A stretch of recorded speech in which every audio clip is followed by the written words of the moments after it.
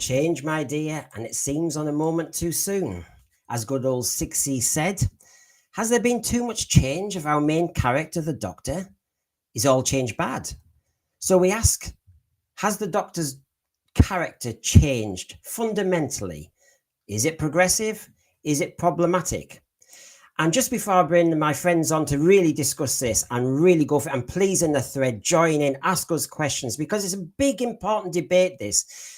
We know there's two camps out there in fandom. Those who say change is fine, you can do what the hell you want to the Doctor. And there's others who are saying, hold on, there has to be continuity. So please join in. We will be respectful. Everybody's allowed something to say on this channel. We don't cancel. That's what it should be like in fandom. So that's the debate we're having tonight. But just to remind you that later on tonight, of course, we do the debate first. And of course, we'll have the news headlines later. There's two big ones tonight. The main one there is the Billie Piper interview to the Independent when she revealed that Chris Eccleston's, had various issues with BBC executives. We've heard this for a while, but me and the panel will really look into the context of this. We've heard stories since 2010. We're going to look at that. And of course, Jinx Monsoon talks about a tidal wave once he emerges into the new role there. We also have quite a packed little bit to finish off tonight as well in our Celestial Toy Box. When we look at some of the merchandise out there, I'm sure you've seen the leaked Scarrow figures, Doctor Who, and is it Roblox? You can tell I don't follow it. Titan Comics, Star cutouts. Would you want one? And the Marco Polo animation. So we've got quite a lot to talk about. But the first thing we're going to talk about is, as you know, the big one, the big debate, the changing Doctor. Is that fine? Is it progressive? Is it problematic? Can we live with it? So, of course, I need to bring on my friends. And, of course, my first one there, let's have a look. Cinnamon, how are you? Oh, it's working. I'm here. I'm back. Hello, all. Hello, everyone in the chat. Hello, Brendan. How are you all? This will be a tasty one. And we'll bring in Jeremy. Good one, this one, Jeremy. Right. Hi from me on the spinning TARDIS. You see, I've got no contraptions. This is getting ridiculous. I'm going to have to bring some contraption here. Right. And John, of course. Hiya. Hello. How you doing? All right? Are you up for this debate? Oh, yeah. Bring it on. Oh, I tell you what. Let's go.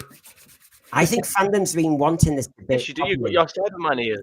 Yeah, exactly. Yeah, I'm part converted still. And hello, Rachel. Hello, everyone. Hello, chat. Hello. Hope you're well. And Brandon, good to see you in North Carolina there. Yes, sir. Hello to everybody. Glad y'all are here. Shout out to the chat. Yeah, and obviously, first things first. Look at that, Cinnamon. I've remembered. There's you. So, of course, Cinnamon's on our channel. Please check out, he's got a channel. So please check out himself. We've also got Culture Popper in North Carolina, who also does Culture Council, etc. Please check him out. And of course, Rachel, chat about it, don't shout about it. Please check out her. I will talk, obviously, John, about your Celestial Chronicles. And Jeremy makes K9. There we go. That's everybody summed up there. He's got great props, I tell you. So, we've got a good panel. We've got really informed panelists, and you know the topic. And I'm just checking if anybody in the thread's got a question straight away. So let's start off. We're going to start off before my Sunday sermon with just the main question to you all. Has the Doctor changed? Has the Doctor's character changed? Yes. Yes. Without a doubt. Yeah, absolutely. Right. So therefore, we'll just tiptoe into the next bit and tease everybody before I have my little rant. I'll call it a Sunday sermon. It's more of a rant today, folks. But when we... so if you think the Doctor has changed, the character has changed, next question then, for good or bad? Oh, who knows at the moment? That's a very good question. Oh, yay. We're going to step in at first thing. All right. We're going to go straight in. No time to waste. I mean, as I say, I'll say later, I'm just leaving headlines here. I'm going to go big on the sexualized Doctor. I'm going to go big on the fact that the Doctor seems to have emotional angst now, i.e. 14th Doctor. I'm going to go big on some of these things. And I'm not, by the way, in the thread, just going to blame New Who. I'm going back. And I'm not just doing the McGann movie. I'm going back. Yeah. Yes, I'm fair and I'm objective. It's not just this era, by the way, but there's been a problem I feel, for a while. So please join us. You're going to talk about Barbara and a foal, aren't you? Yeah, I'm going to go way back. So does anyone want to give us? I've given a little kind of snippet of where I'm going to go. Rachel, where do you think you're going to go with some of your kind of issues? Well, okay. Well, one thing that we do as performers is we ask ourselves what is the basis of the character. So I've established. I mean, we can go into this bit later if you would rather, but I've established a baseline for potentially what makes up the main fundamentals of the Doctor, and then I'm going to have a look at the potential facets of each incarnation, excluding War Doctor and Fugitive Doctor. Just the main progression of the Doctors, and then try and see if I can tie it into the is the Doctor still an alien? Is the Doctor more human? Is the Doctor asexual? Is the Doctor, now a full-on lover? I just tried to do that. Whether or not I'm coherent, I don't know, but that's going to be the way I'm going to try to go, theoretically. Okay. Jeremy, have you got a main problem with the change, or are you going with it okay? Yeah, I think the character should be asexual, so you don't have a problem with relationships and stuff like that. But the other side to the coin, of course, is that the producers will argue about that, because they will say, well, if you've just got a two-dimensional character, then there's nothing extra to write about. So if he has relationships of some sort, they'll say, well, that gives us more writing scope. As Gobster talks, hi Gobster, the Doctor is no longer the Doctor. I'm starting not to recognize the Doctor's character in certain parts, I have to say. And I think, as you've just said, Jeremy, I don't know why you have to change the character. A good writer will just change the context. What do you do in Doctor Who? You change the context, you change the scenario, you change the companion, you change other things. You don't change the main one. Jeremy, I've already said Jeremy, I apologize. John. Yeah. Well, I think moving on from what Jeremy said, I think the Doctor, you can write him, if you're an intelligent writer, you can write him as he's always been written, with a flair for each new actor coming in and interpreting it in their own way. And I think the way if you're going to do sexualized, that's what the companion's there for. You can do that with the companion. You can have those interesting facets with the companion, but the Doctor is becoming less and less like the Doctor, and it needs to be scaled back, in my opinion. It's gone too far. Okay, Brandon. That's Brandon in North Carolina. Then I'll come to Cinnamon, and then we'll do my Sunday sermon when I start my first rant of the evening. Yeah. I think. What was the actual wording of your question again, Brandon? I'm sorry. So the wording of this question, the simple one, was: do you think the Doctor has changed, and is it problematic or progressive?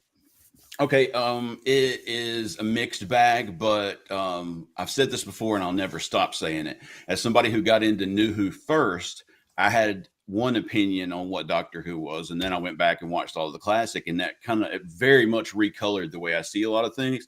And so I would say I think they've progressed too much in humanizing them. I mean, you can make them compassionate and stuff like that in other ways, but I just think they've gone way too far in making them more like us, and that kind of takes away some of what's special about them, at least for me. Yeah, and as I'm coming to Cinnamon, I'm just keeping up with the thread. We've got Review It Yourself saying both trailers looked absolutely abysmal. We've reviewed them both, as half the world has, but we had a few key things to say. But of course, one thing that Review It Yourself says is the Show Me the Loving was problematic, I think, for him. Peter, his relationship should always be with time and space, getting out there to gain knowledge of the universe. That's his fundamental core. And we will be doing that in a moment, Peter, looking at the core of the character to then see how far it's changed and where the problems are.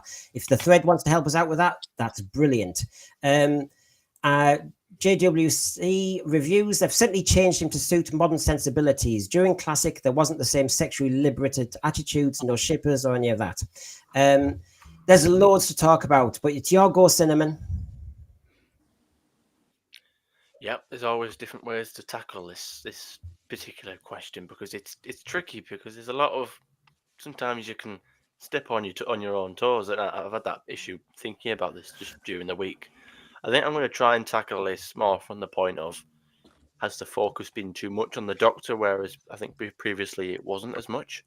So that's going to be basically the way I'm going to shoot at it, really. Okay, and I can see the thread. Oh, I tell you what, this should be tasty, and why shouldn't it be? I mean, he's our main blooming character, and there's only so far you can go. Let's start with my Sunday sermon tonight, folks. If you know, I used to do panopticon polemic when I would have a little rant or complaint. This time, when I do my Sunday sermon, the panelists will butt in, join in, because it's not a speech. It's not supposed to switch you off. It's supposed to say, this is where I'm coming from, just so it's established, and then we go from there. So please, obviously, panelists, I'm not the vicar, although I do hype it up, as you know. But apart from that, let's have my Sunday sermon, because I feel I've got to get things off my chest.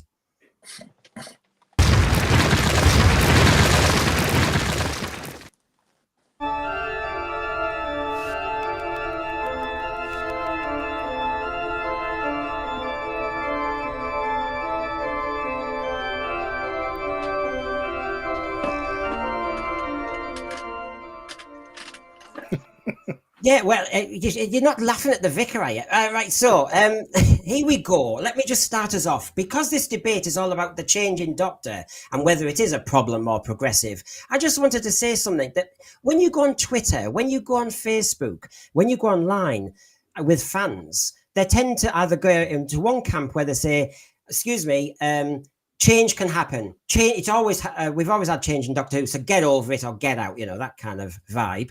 Or the other version is, no, as long as we've got continuity. And I'm on the continuity vogue. This is a program we've invested in, and I want to be able to recognize it.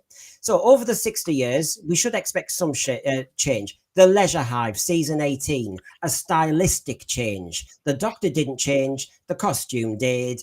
The way it was directed, the music, etc. But it was the same program. What I want to prove early doors is this.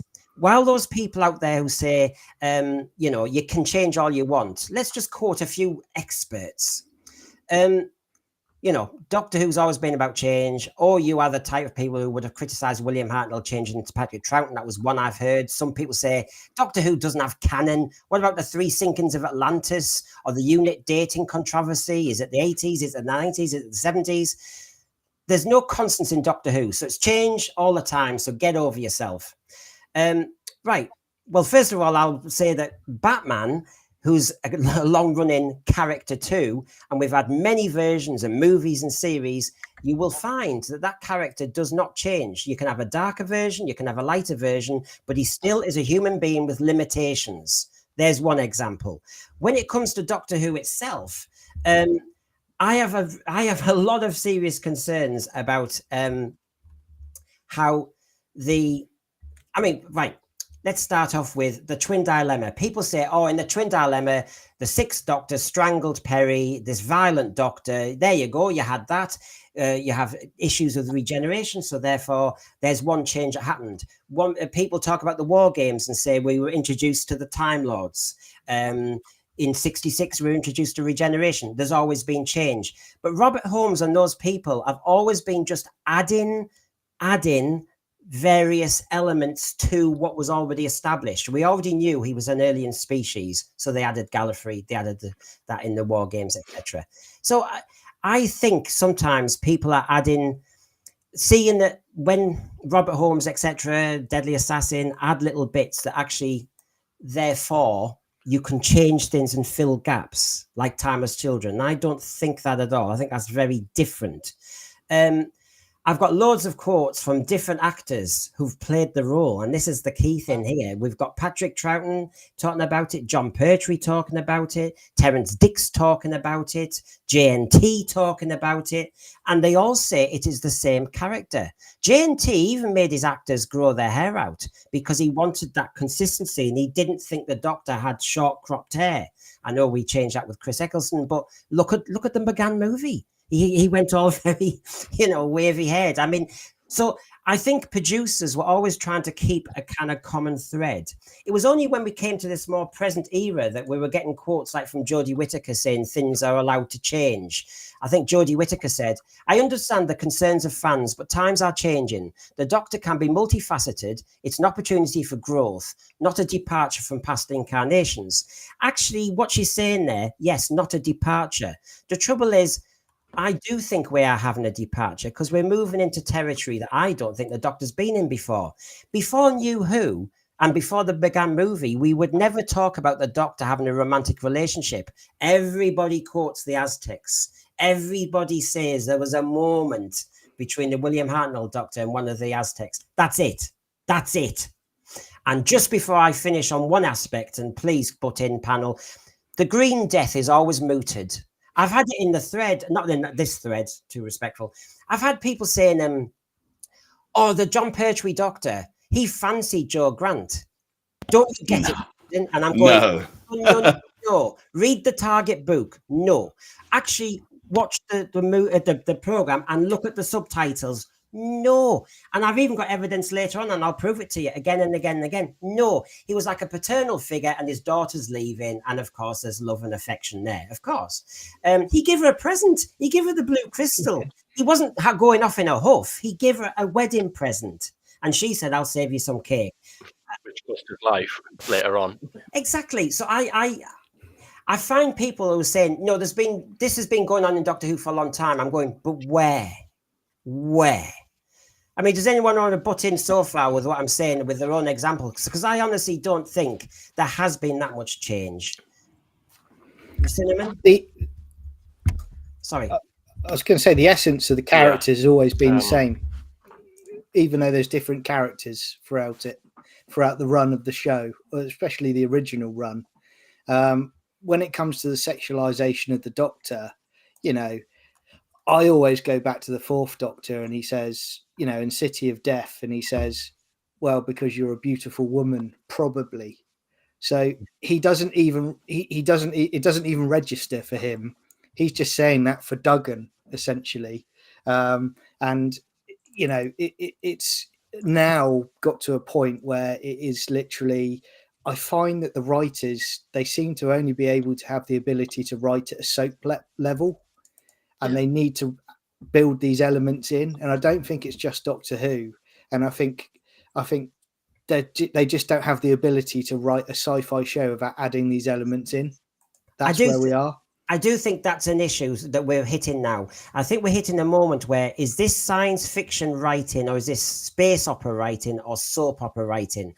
I give RTD credit a lot for how he writes certain things, but I'm not too sure I've seen too much science fiction. And that's my concern. Now, please butt in while I show some of these, but I want to show evidence all the way while people out there are thinking I'm possibly not got any evidence. So we've got Patrick Troughton said in an interview 10 years into Doctor Who that the key to Doctor Who's success was that he, William Hartnell, and John Pertwee were playing different sides of the same character rather than three different characters. We had John Pertwee was adamant that the Doctor remained asexual, whilst Tom Baker said in his interview how constraining the role is because it's asexual. In other words, they saw the parameters. Terence Dicks said that Robert Holmes and Terry Nation, two of the most prolific writers of the original series, said they always viewed the Doctor collectively as one character. They both said that they wrote the characters the Doctor's the same character, and simply allowed the actors to say the lines in their own way. That's as far as we go. Same moral code, same attitude to the humans, etc. And there we've got Robert Holmes in his biography. I wrote the Fifth Doctor in very much the same ways as his predecessors. After all, the Doctor is always the same character. His body changes, his manner, his idiosyncrasies alter, but at the bottom line, he remains the same person. And like I said, I was quoting Jane. Exactly. Look at That's the whole point, isn't it? That's the whole point of the character. That the whole, apart from the regeneration, apart from him physically changing, the whole point is that he is still at that deep core the same person. And of course, we wouldn't have it any other way. And if it was, then it'd be just like James Bond, where it's different actors every couple of years that change it up. And there's always that rumor, isn't there, whether they are, or theory, if they all actually are in the same universe. But once one retires, another one takes up a mantle, I don't know if that's true or not. It's just a theory, but you know, in that it's different actors and there's no connective tissue. Whereas in this franchise, there is. And you mentioned some things there about, you know, these little buzzwords that fandom likes to throw at you. Ah, but the Green Death, that's political, isn't it? And, you know, it's always been woke. Yeah. Or, again, the Aztecs. Oh, well, you know, he wasn't, yeah. There's that scene with that woman. I mean, I watched the Aztecs for the first time a couple of years ago, and yeah, they get on very well. And then as the woman gets less and less subtle and more obvious, when the Doctor finally realizes what her intentions are, he is very like put off. He's a bit freaked out. He doesn't quite know how to react. I think he kind of does a runner, and at the end of the story, she kind of apologizes, I think, or something like that. But again, the Green Death. How could you read that as in he's generally like fancies her? It's obvious that like from his position, he's far older. It's a different type of relationship. It's more of a paternal kind of way you look at it. It's more, if even student kind of professor kind of relationship. And I guess and you mentioned just before we went live about the Seventh Doctor and Ace and how that could sometimes become across as a little bit of grooming for the greater good, but nonetheless still grooming. So you know, so I mean, yeah, there's always these little buzzwords that fandom likes to throw around of like a "ha, gotcha" moment kind of thing. But when you actually break them down, no, the Third Doctor didn't love her. And again, even the closest when we talk about love, you know, and the Doctors and companions, Ten and Rose was where it got really on the line. You know, where it got a little bit too much, but it still worked because again, there's more context around that. I would look at that as you know, with the Ninth Doctor being so raw from the Time War, and you know, the Rose being there for him, helping sort of bring him back in a sense that you know that allowed the 10th Doctor kind of subconsciously kind of to have that kind of emotion. And Well, even this is then, why- I don't think David Tennant's Doctor was actively pursuing her into bed or anything. I think it was more of a love against as a true Yeah. friend. Well, But then again, can I just bring in? how you read it, I isn't just it? want to pick up on one thing you said, Cinnamon, because Michael Q's got it here. Brendan in Doctor Who Wiki, the Doctor had wedded to Susan's grandmother. Yeah, let's call that out. Yeah, Michael, just before we move on, because Cinnamon was saying in most of classic Who, the Doctor runs a mile from any romantic kind of thought. In fact, go on, John, your favourite line from City of Death is what? You know, the...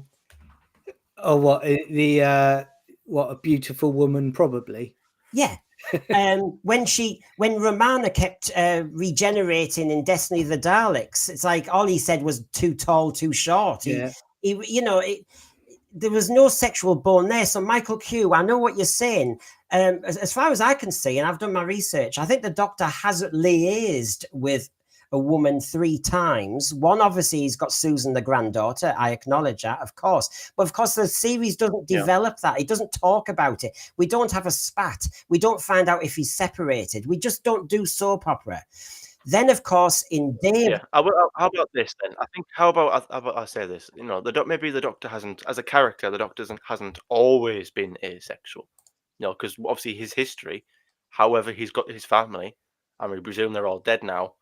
You know, and again, I'd imagine most of us, if all our families died and our planet died, I don't think we'd be rushing very quickly into, you know, having another family or yet another family after that with more and more people.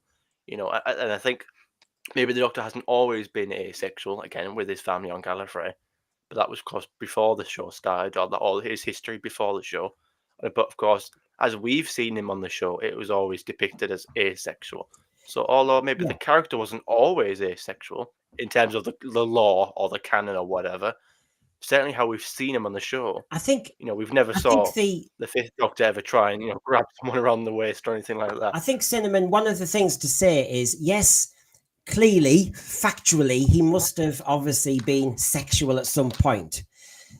But he's been depicted as an asexual character because it was a blooming kids program, for goodness sake. We weren't going to do bedroom antics. So the whole point was, yes, it's a fact. He has a family, but we're not going there. The other thing was, okay, he's a grandfather, therefore we can assume one thing. But then it was New Who, and like I said at the beginning, I'm not just going on at New Who, I will mention other things. But Dave the Doctor, it mentioned he was married to Elizabeth I, so I assume therefore something happened there. And then, of course, he was 24 years on Darillium with River Song, his wife. So basically, again, you can assume things. Again, I don't think a kids program really should be delving too much further into this. And that's why he normally came across as asexual. But yes, Michael Q, I know the facts are there.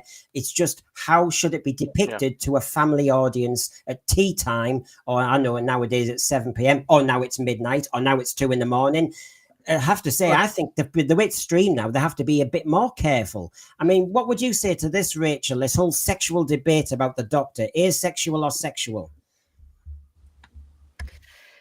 I would say asexual. That I've got it written down here, you know, asexual. Even though we do know that he has a family, and to be honest, you are right. It is a kids' family show. We're not Coronation Street that's been running for however many years. It's like the same amount of time, right? We're not Crash Bang Wallop. Let's present all drama on the screen and like literally have sex in the TARDIS, you know. But yeah, like I say, it's asexual, and I think it's just going too soapy. It just needs to be pulled back, and just not so much of it. Yeah, and there's been a lot of it since the Paul McGann movie as well. I think. Well, particularly from 10. Well, John, John, I'll bring you in, but I'll lead you with a question, okay? So basically, we said earlier, has the Doctor changed? Is the change a problem? And as Rachel's been moving on to there, we're not a soap opera. It's a kids or family program. Therefore, we're not going to do bedroom antics. We mentioned the McGann movie for a second, but where did you think the Doctor did start to properly change in a way that you found slightly questionable? I mean, for me, it didn't affect me too much with the Eighth Doctor, although it happened, because I found him as, you know, this romantic adventurer. Really, I think for that story, I was okay with it.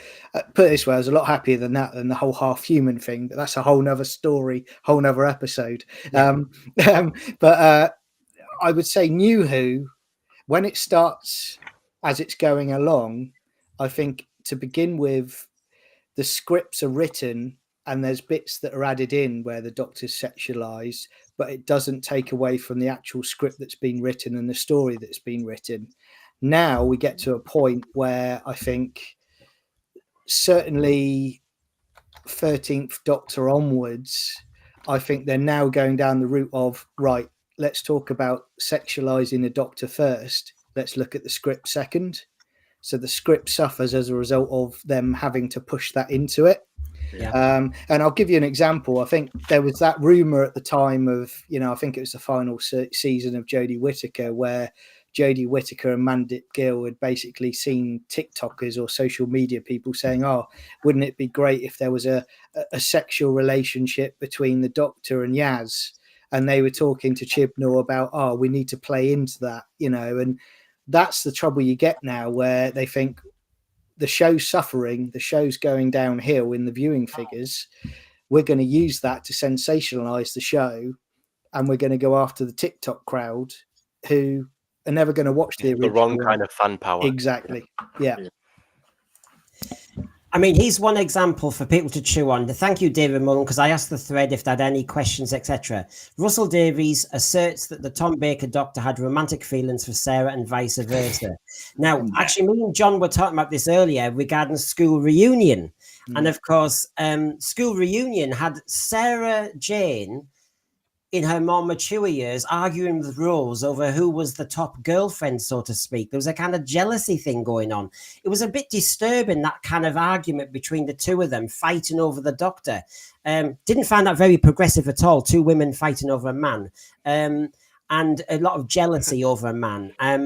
Where was that coming from? Because I never ever saw the Tom Baker Doctor and Sarah Jane in any way other than they cared for each other. I thought it was admiration. Yeah. Yeah, because in Ark in Space, she would go down that chute. She'd take a risk with a ribbon about. She would climb. You know, when he in Genesis of the Daleks, when he heard that there'd been somebody rebelling, and he thought that'll be Sarah. She'll be up that blooming Thal rocket. She'll be rebelling. There was a pride there, and as you say, respect for Sarah Jane. It was not love. Not at all. And again, it's quite funny actually, because when you talk about school reunion, there's probably a bunch of people out there now that would kick off about that, going, "Oh, hang on a minute, why is that?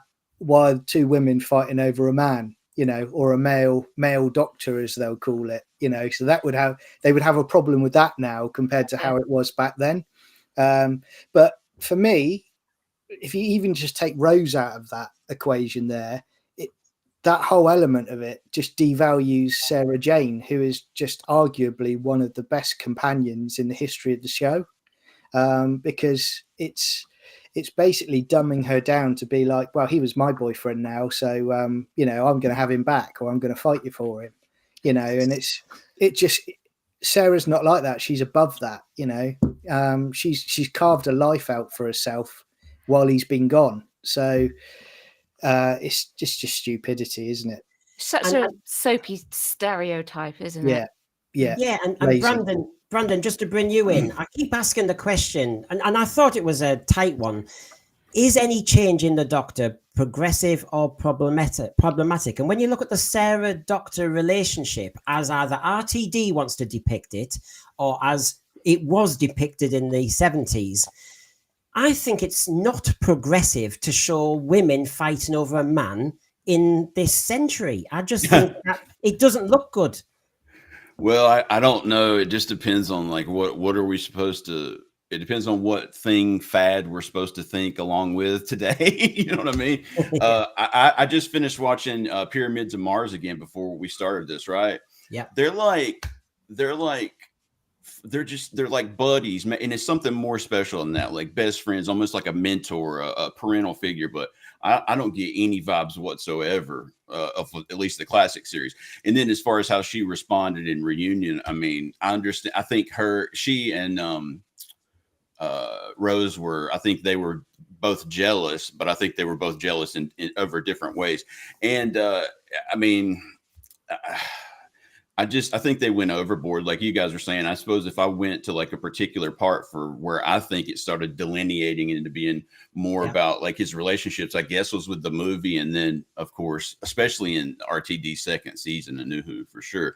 Oh, other thing, guys, there's tons of people watching right now.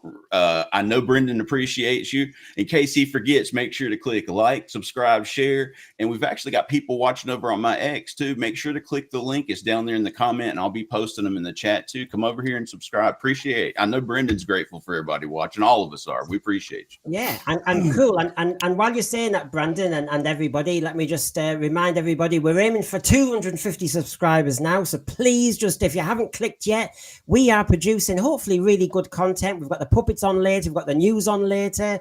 There's the news item that's coming up later on. It's a really spicy one about Chris Eccleston's time. It was revealed by Billie Piper when she was promoting her latest program. We've got our merchandise on tonight. And since we are talking about subscriptions, I always do actually say, as a reach out, if you give us a subscription, and while I'm talking now, you can click the button, please. We're talking about the 14th Doctor. It concerned me that lovely David Tennant 10th Doctor seemed to be changed somewhat into a broken man. Look how the shooty 15th Doctor is hugging the 14th Doctor because he's broken.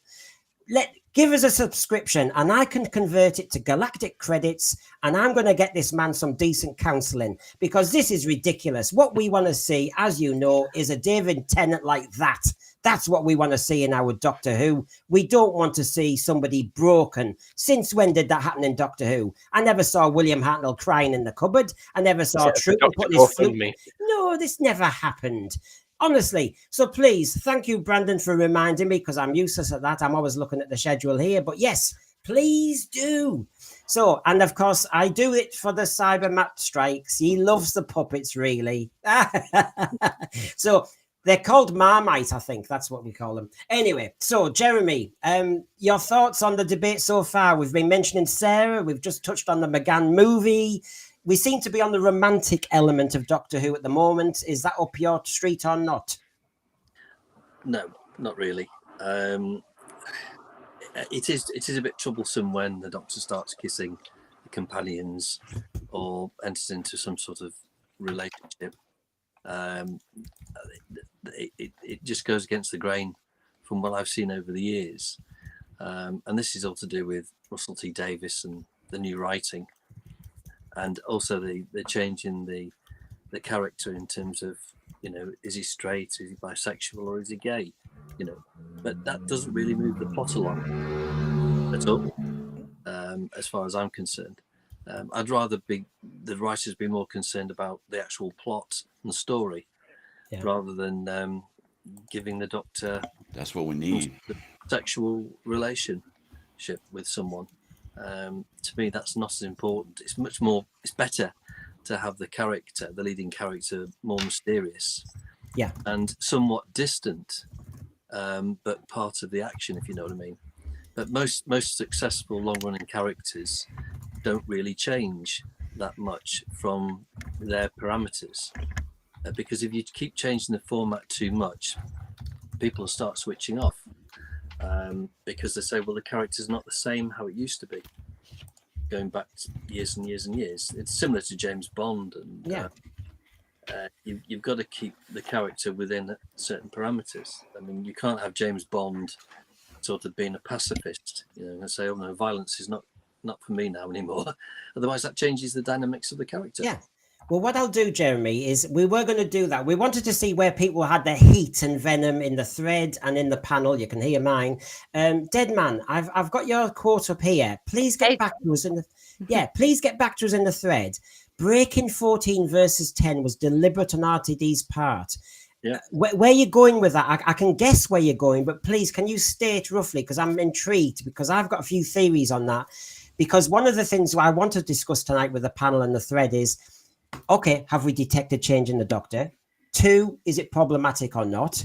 But 3, what's the motivation behind it? Is it Disney? Is it RTD? Is it the BBC's DIE kind of agenda? What is it? And therefore, are we happy with it or not? So just before that, Cinnamon, I know you wanted to come in, but we're going to go back to Cinnamon, if you can keep it fairly brief. We want to say, well, what is Doctor Who anyway? What is his character? Let's get back to the fundamentals, because if we're going to argue about this and debate this, we need to agree, as Jeremy's saying, what is the character? All right, Cinnamon? What's your understanding of the character Doctor Who? I would say Doctor Who, not just to me, but Doctor Who that I think is what it is. It's an alien, typically, you know, that was a male actor and a female companion, but you know, not exclusive to that. You can change, but you know, it typically always it's how the Doctor said it once. It's a madman in a box, having adventures. It's literally the format, and even Russell T Davies has even said it himself in Doctor Who magazine, where he was comparing Star Trek, how Star Trek is a bit more structured, it's all militarized, whereas there is nothing like Doctor Who. Doctor Who is literally, it's an alien in a police box that travels to God knows where, anytime, any place, anywhere, and you know, a lot of the time chaos ensues. You know, political stories in terms of, and not me political as in political modern day, but like it's, you know, political tensions on a certain planet between this faction or that faction, and he's caught up in the middle, or there's this monster of the week. It's the formula of Doctor Who is very, very simple. You know, really, when you think about it, you know, a lot of things are quite simple. It's just oftentimes too many people complicate it and try to make things it isn't. But you know, he said to keep it brief, so I'll leave it there. Yeah, well, we'll look at this, and please, in the thread at the moment, let's establish where we do agree. And thanks, Dead Man, for getting back to us. I do get you now. Yeah, and it's kind of where I stand on this one a bit as well, I have to say. Okay, then let's go round and about. Now, Rachel, I know you've looked into this particularly. So, Rachel, what's your understanding of who the Doctor is? I know you're an actress, so therefore also you want that understanding before you take on any role. Yeah, that's the most important thing, establishing what the understanding is. It's only so much that you can go on from what the casting director gives you, and then obviously what the script actually gives you. But the well-established things are, now there may be more to this. Alien, obviously. Behavior and mannerisms definitely different from humans, which is very clear.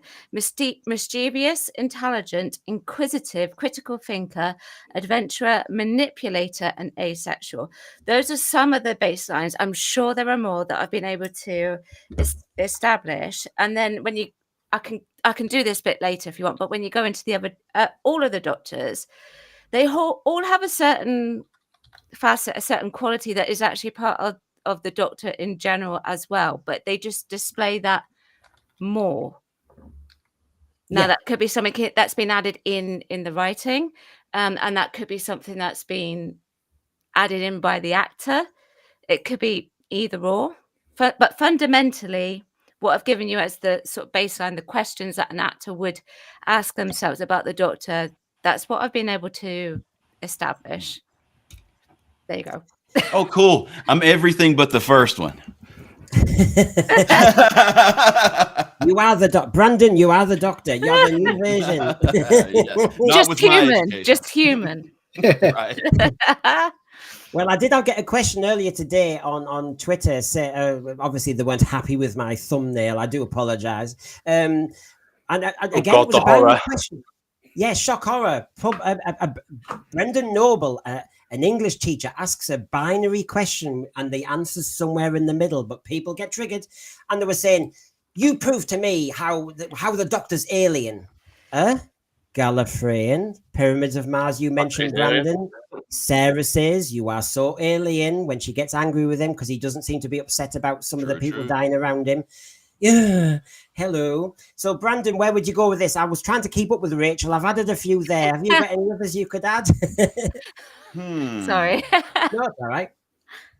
I'm trying to think if I would consider the Doctor altruistic or not. Or I don't know. I mean, I would certainly loyal. I think loyal would be a good way to describe him. As much as they accuse him of like abandoning companions and stuff, he's definitely loyal. But this somebody commented earlier in the chat that the way that they worked out that rose and non-kiss, that was okay. And I'm like, yeah, that's not too bad. That's not like everything else they were going to do later. But I mean, there you go. Loyal, altruistic with two hearts. Yeah. Yeah, because Melanie helped us out there in the thread. Yeah, I mean, these are the fundamentals, and that's one of the biological ones. Jeremy, is there anything we could add to this kind of character profile before we start debating and arguing? Well, I was thinking about when I first watched the program and what I looked at, the way I looked at the character, and I could see it's eccentric, scientist, asexual. So those are the three main things that I picked up when I first watched it over 54 years ago. And I think that's if they kept it at that, rather than bringing in all this sort of like, he kisses this girl and he's no longer a sexual, he's bisexual or he's gay or etc. I think they should just try and work out what they actually really want to do as far as the writers are concerned. But a lot of this has been brought in by Russell T Davies, and I think it plays along with the BBC's attitude regarding inclusivity and diversity. I thought that was a real picture there at the top. Didn't realize it. I thought that was real somehow. Like, I've been sitting here the whole time going, where the hell is that from? where is this rated 18? Unfiltered raw. That's coming out next year. It's the RTD director's cut.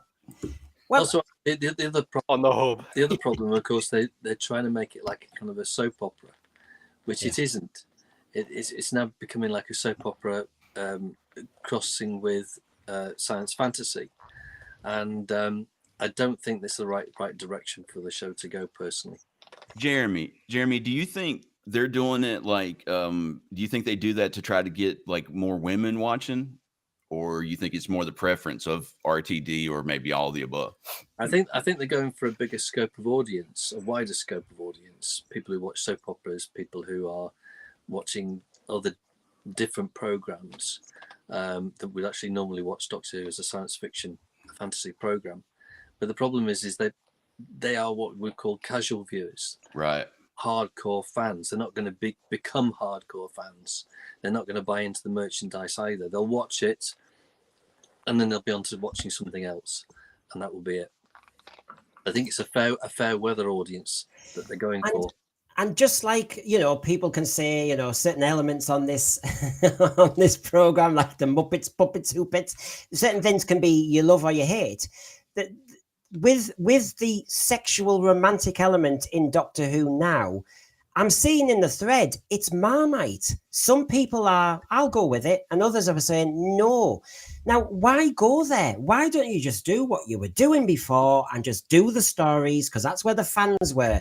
You're trying to get a new market, it seems to be. And if you want to see a bit of sex and all the rest of it, there's plenty of programs out there. There's, and also the other thing I'm concerned about is that this isn't Doctor Who and Heartstoppers, because when I've watched Heartstoppers, everybody who's trans, everybody who's gay, everybody who's lesbian is a goodie.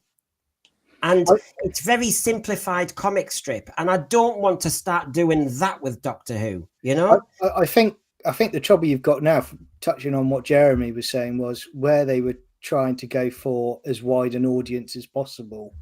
Now they're not. They're going for an exclusive, small audience that follows the same narrative as the producer, and that is an element that is essentially, I've said it before, it's a certain TikTok crowd that, they might not ever watch the episode again, but they'll retweet and like a little snippet of a TikTok video from the clip over the weekend. That's it, and they'll follow the same beliefs as the producer. I think previously it worked when it came back in 2005. You could argue that this element did make it extremely popular, but as much as I was out, it didn't switch me off from doing it. I think now it switches me off from doing it because they're now going on the front foot of just putting this in everywhere. And just going back to the Doctor as well about what he is. One other thing I just wanted to mention is the trailer mentions, and it annoys me when they bring this up, he mentions he's homeless. Well, he's not. He's got the TARDIS, and it's been established for how long that the TARDIS is his home, and it's roomy. Yeah, exactly. Yeah. And he went on the run from his own people, 5 Doctors. So in a rackety old TARDIS, that's his home, Yeah, so and just there's like no that, guilt. I'm watching the Capaldi recently, and I think he even said Yeah. in one of the episodes maybe that the TARDIS was his home. It literally said it there. Yeah. So it's just, again, that's another thing they're doing to say, oh, this Doctor, he's emotionally damaged because he hasn't got a home. He's got a home. It's the TARDIS. And this is the problem, which is, I'm sorry, but when you invest in a program like this for so long, continuity is important. I quoted Batman earlier. Remember this? I was saying to you, John, the other day, the Star Trek motion picture movie tanked because it focused on special effects and it forgot about characterization and getting them authentic and right. Star Trek 2, The Wrath of Khan, home goal. That's it. We get them understood. And with Doctor Who, I feel as though we're getting a bit Doctor Who meets Doctor Who, the motion picture. And we're going where you can have Dr. Light. You don't have to do much with the character. As long as he's got a suit on or she's got a suit on and they have a Sonic and now and again they regenerate and they have something called a TARDIS, but you can make a new one with a sledgehammer. Blah, blah, blah. Who cares? Sorry, folks. Remember what happened to Star Trek, the motion picture? It tanked. Big budget, tanked. Get them right with the characters in Star Trek 2. It was addictive. I love Star Trek 2. Yeah. Get the character right. Don't mess with it. Yeah, and I think, it's interesting you bring up Star Trek because similar to Doctor Who, they're both on very similar trajectories at the moment, aren't they? Where you've got people that have come in, they're pushing their own narrative for a particular audience that isn't true to the original source material. And, the ratings are bad on both. People are switching off from it. So, we're, for the first time I think I've ever experienced, we're in a situation where viewers are switching off, but the people that are making them aren't listening to the viewers anymore. They're actually just carrying on with whatever they want to do because there seems to be an endless money tree that allows them to keep doing it. Mm. They may have been, they seem, you know, I've said before on other streams we've done about how they seem to at times be openly antagonistic towards fans that don't agree with them. And so I'm starting to think at this point they've been emboldened, because like we've also talked about, and you said before too, John, I mean, they're getting that unlimited like BlackRock dollar. So Yeah. I mean, what incentive do they have right now to not I mean, they don't have any incentive to stop whatever they're doing as far as I can see. Not a chance. And Because the mentality isn't in the same place, is it? They keep looking at people as trolls. I mean, even after the Starbeast came out and the whole thing about the trans scene, the trans this, trans that, Mm-hmm. anything that was slightly not favouring towards it was, you know, it's just, you see, oh, BBC receives 100 complaints from trolls. That's it. Trolls, bigots, this, trolls, bigots that. Are they trolls? Are these people you know deliberately what? just going on the wind up? Or these people with genuine points aren't happy with it? And this is Cinnamon's right on that, Brendan, because I just wanted to say on these where they always come out, and they did it a couple of years ago with, I think it was the Obi-Wan series, and they came out saying, oh, there were racist comments made against Moses. Wait. We stand with Moses. They were just the most horrible DMs, just the most disgusting DMs. Yeah. but similar things have happened to Doctor Who as well. But I always find it amazing that they never ever share any proof that this has happened. Yeah, there's never any proof of it. It's and it's a thing that's happened more in the US. It's called hate marketing. So it's actually turning off your audience because it'll still get you clicks, and that's what is happening on. You see, what I wanted to bring in Dead Man's quote here because I actually had a thought about this as well, and it's a very interesting area with Russell T Davies. Russell T Davies, same themes since the Queer as Folk, but the reboot worked. Eccleston and Piper pushed back, so not so now. I have to say, I know where you're coming from because I enjoyed the first 4 or 5 series of Doctor Who. And yes, it had all those ingredients in, these new ingredients. The Doctor had shifted, and the Doctor suddenly was upset when Rose was in an alternative universe. Doomsday was a very dramatic climax. And I liked that. I enjoyed that. The trouble is it sowed seeds of a problem I could see. Now, with the Queer as Folk reference, I actually want to go to Queer as Folk for a second because RTD has got problematic form here. Queer as Folk was an adult drama. Years and Years was an adult drama. I think sometimes he blurs the edges dangerously. Now, regarding Starbeast, and I don't even have to mention what I'm talking about with Starbeast. You know what I'm going to mention. There's a character in there, blah, blah, blah, who's 15 years old. RTD had a 15-year-old schoolboy in an illegal relationship with the main character in Queer as Folk. Now, as a teacher and a head of year, that had to be reported if that happened, if I heard about that, because that was an adult, predatory adult. Yes, the schoolboy was excited, and yes, we know illegal drama and crime drama shows illegal stuff all the time, but this didn't show you bad consequences. This didn't show you anything. It was grooming. Yep. It was grooming. And RTD, I mean, it was a great success, and I applaud him for Queer as Folk, but it was for adults. But this is problematic. Especially in the way it's done as well, because I watched this just recently, just because it was after Russell was announced going back, and it was around the time that Shooty was announced as well. And I thought, you know what, I'm going to check out this show because I've heard a lot about it, and I want to see what else I want to see what Russell's style of writing. I want to see what kind of things he does apart from just Doctor Who. And I watched this, and I did enjoy it. I thought it was fun. I thought it was funny. I like the Doctor Who references, dropped in there occasionally. But this kid, is it Nathan? He kind of lusts after him as well. He's kind of obsessed with it. He loses his virginity, and then he kind of is obsessed and chases down this guy. He keeps going back to this nightclub again, and this guy kind of avoids him. He kind of like, well, it was just a one night thing, and then he kind of keeps pushing and pushing, and then he kind of like just hangs around them, and it's like, you do this to this person, and then like you just kind of drop them. It makes it look. I think also it's funny because Stonewall, which if anyone's been keeping up with that, is very, very progressive. The All Saints Russell T Davies was also criticised by Stonewall for his depiction of gay people, I believe, of this stereotype. They're just all having raunchous sex all the time, and and depicting Is it- people in a certain way. Well, Not that I got that. I wanted to join. Not that I got that impression, because you see gay people work Yeah, regular jobs. I wanted to join I this. think it's Vincent on the I highway. wanted to join this to actually something in the trailer that we just saw recently, because look, times have changed. This was 1999, but again, it was illegal then and it's illegal now. In fact, Russell Davies should know better. So Star Beast, interesting how he had a 15-year-old character. And just before Rachel comes in, regarding the trailer, I just wanted to say that we were talking about the Jonathan Groff character and Shooty there. And the issue is, it almost looks as though Shooty's given the look to Groff. And unlike with Captain Jack, where he would grab him and kiss him, it would be Captain Jack.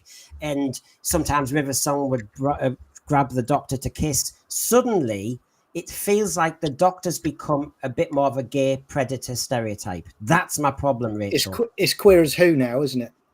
Well, yeah. Hey, I thought, as an American, I thought Queer as Folk was like a sketch comedy show for gay guys. I didn't know it was actually a drama. I didn't know what it was, man.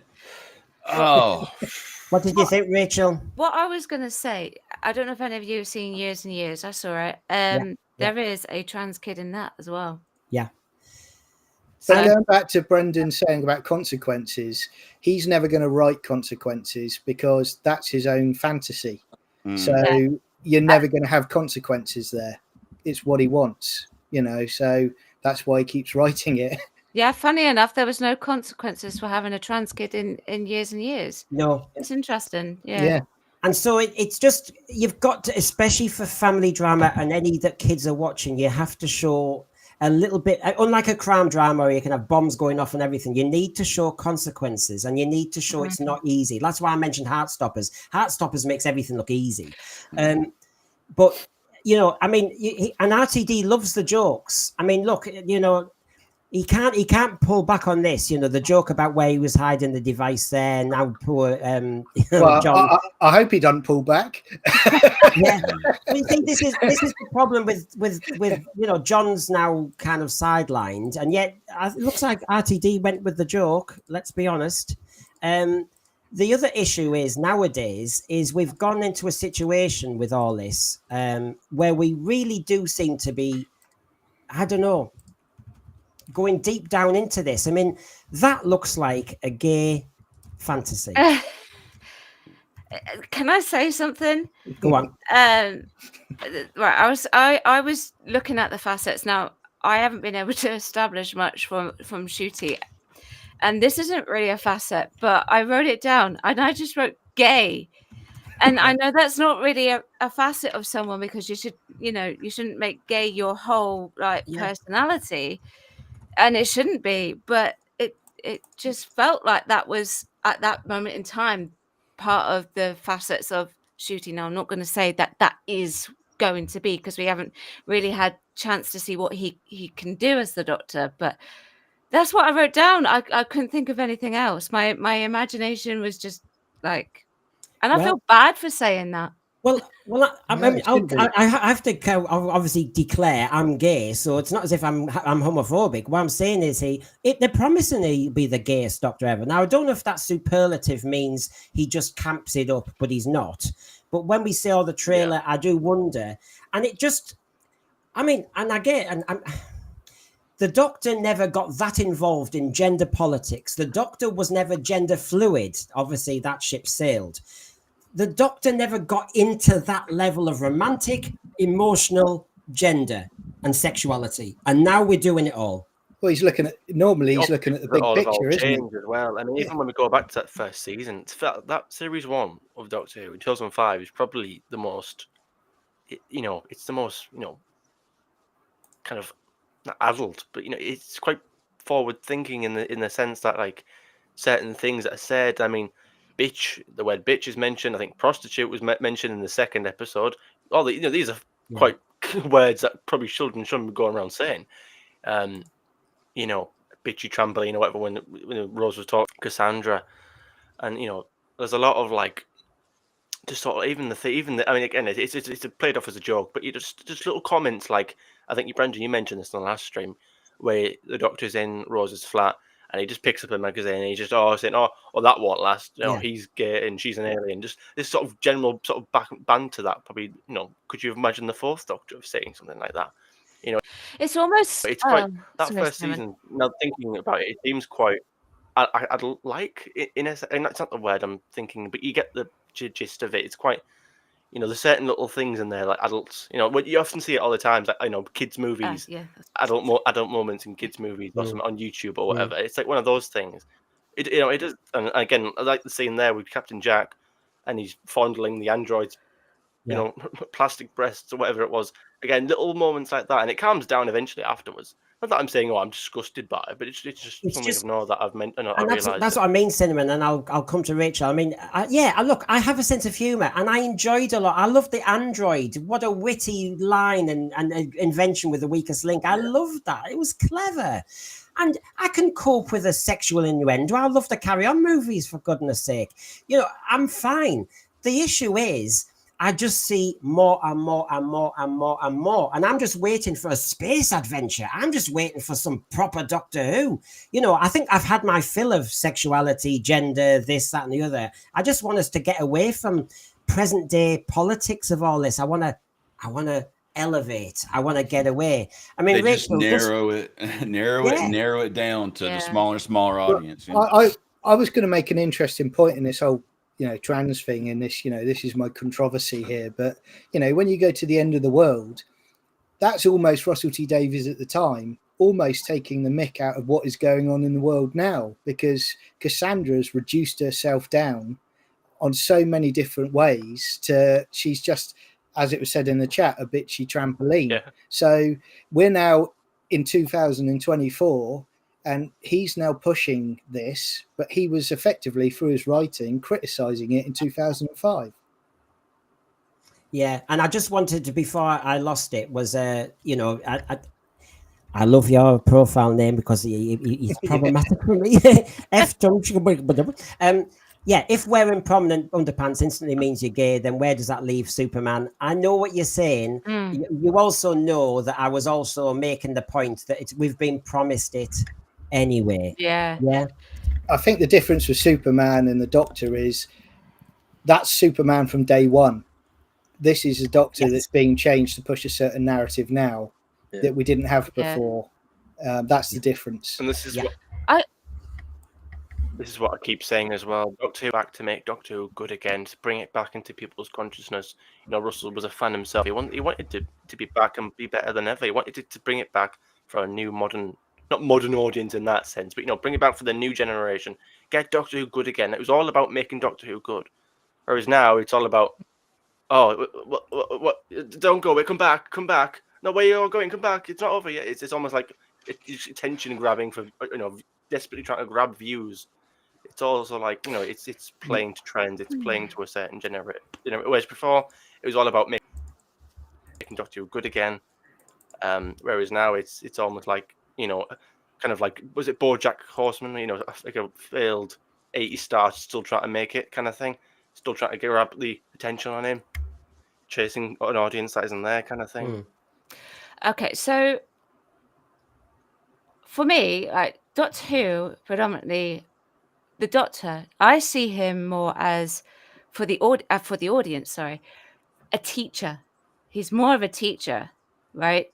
So he's out there to educate. He travel. It's an educational family show. It travels in space. It travels in time, but it teaches children, young people how to, first of all, about history, but how to tackle problems, how to solve problems, and how to question everything, and how to think for yourself, because the Doctor is very much a think for yourself type of character, but also teaches you how to potentially even debate, because the Doctor has been known to offset against his companions, very much so. So and I think we are losing it. It's become a bit sort of vague along the way. If you know, do you get what I mean? Yeah. I absolutely get what you mean, because I'm proof of that, because again, I started watching at a very young age. Yeah. So when I was growing up, and when I met Peter Davison in Scarborough, I even said this to him, like, I like to think of who I am as a person has been shaped by the show. I like to think it shaped me because it's taught me about good and wrong, obviously from my parents as well. But just Yeah. on a bigger scale, when you see how the Doctor is, and you see how when we're talking about words that we would describe him by, I would have put optimistic Mm. because he is an optimistic Mm. at heart, and you see he's always going to give people a second chance, even if they've done absolute evil.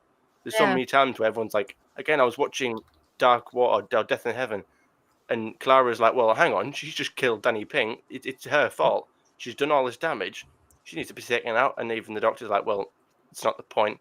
You don't fight fire with fire, so to speak. And you'd be like her kind of thing. And even he gives people second chances. So yeah, I absolutely concur with that. I think I mean, you're What? absolutely right. sorry, Because I Rachel. think I would Yeah. be able to buy that. I find myself wanting to go back to a different period of Doctor Who now. I really do, and I don't know where you were going to go with this, Rachel. But I found the problem really started with Ace and Sylvester McCoy's Doctor, because the Andrew Cartmel plan to make him more mysterious made him very manipulative, and that was one of the words you used actually, Rachel, Yeah, actually, yeah. wasn't it? Was manipulative, which is kind of an interesting one. It's not totally good, is it? Because No.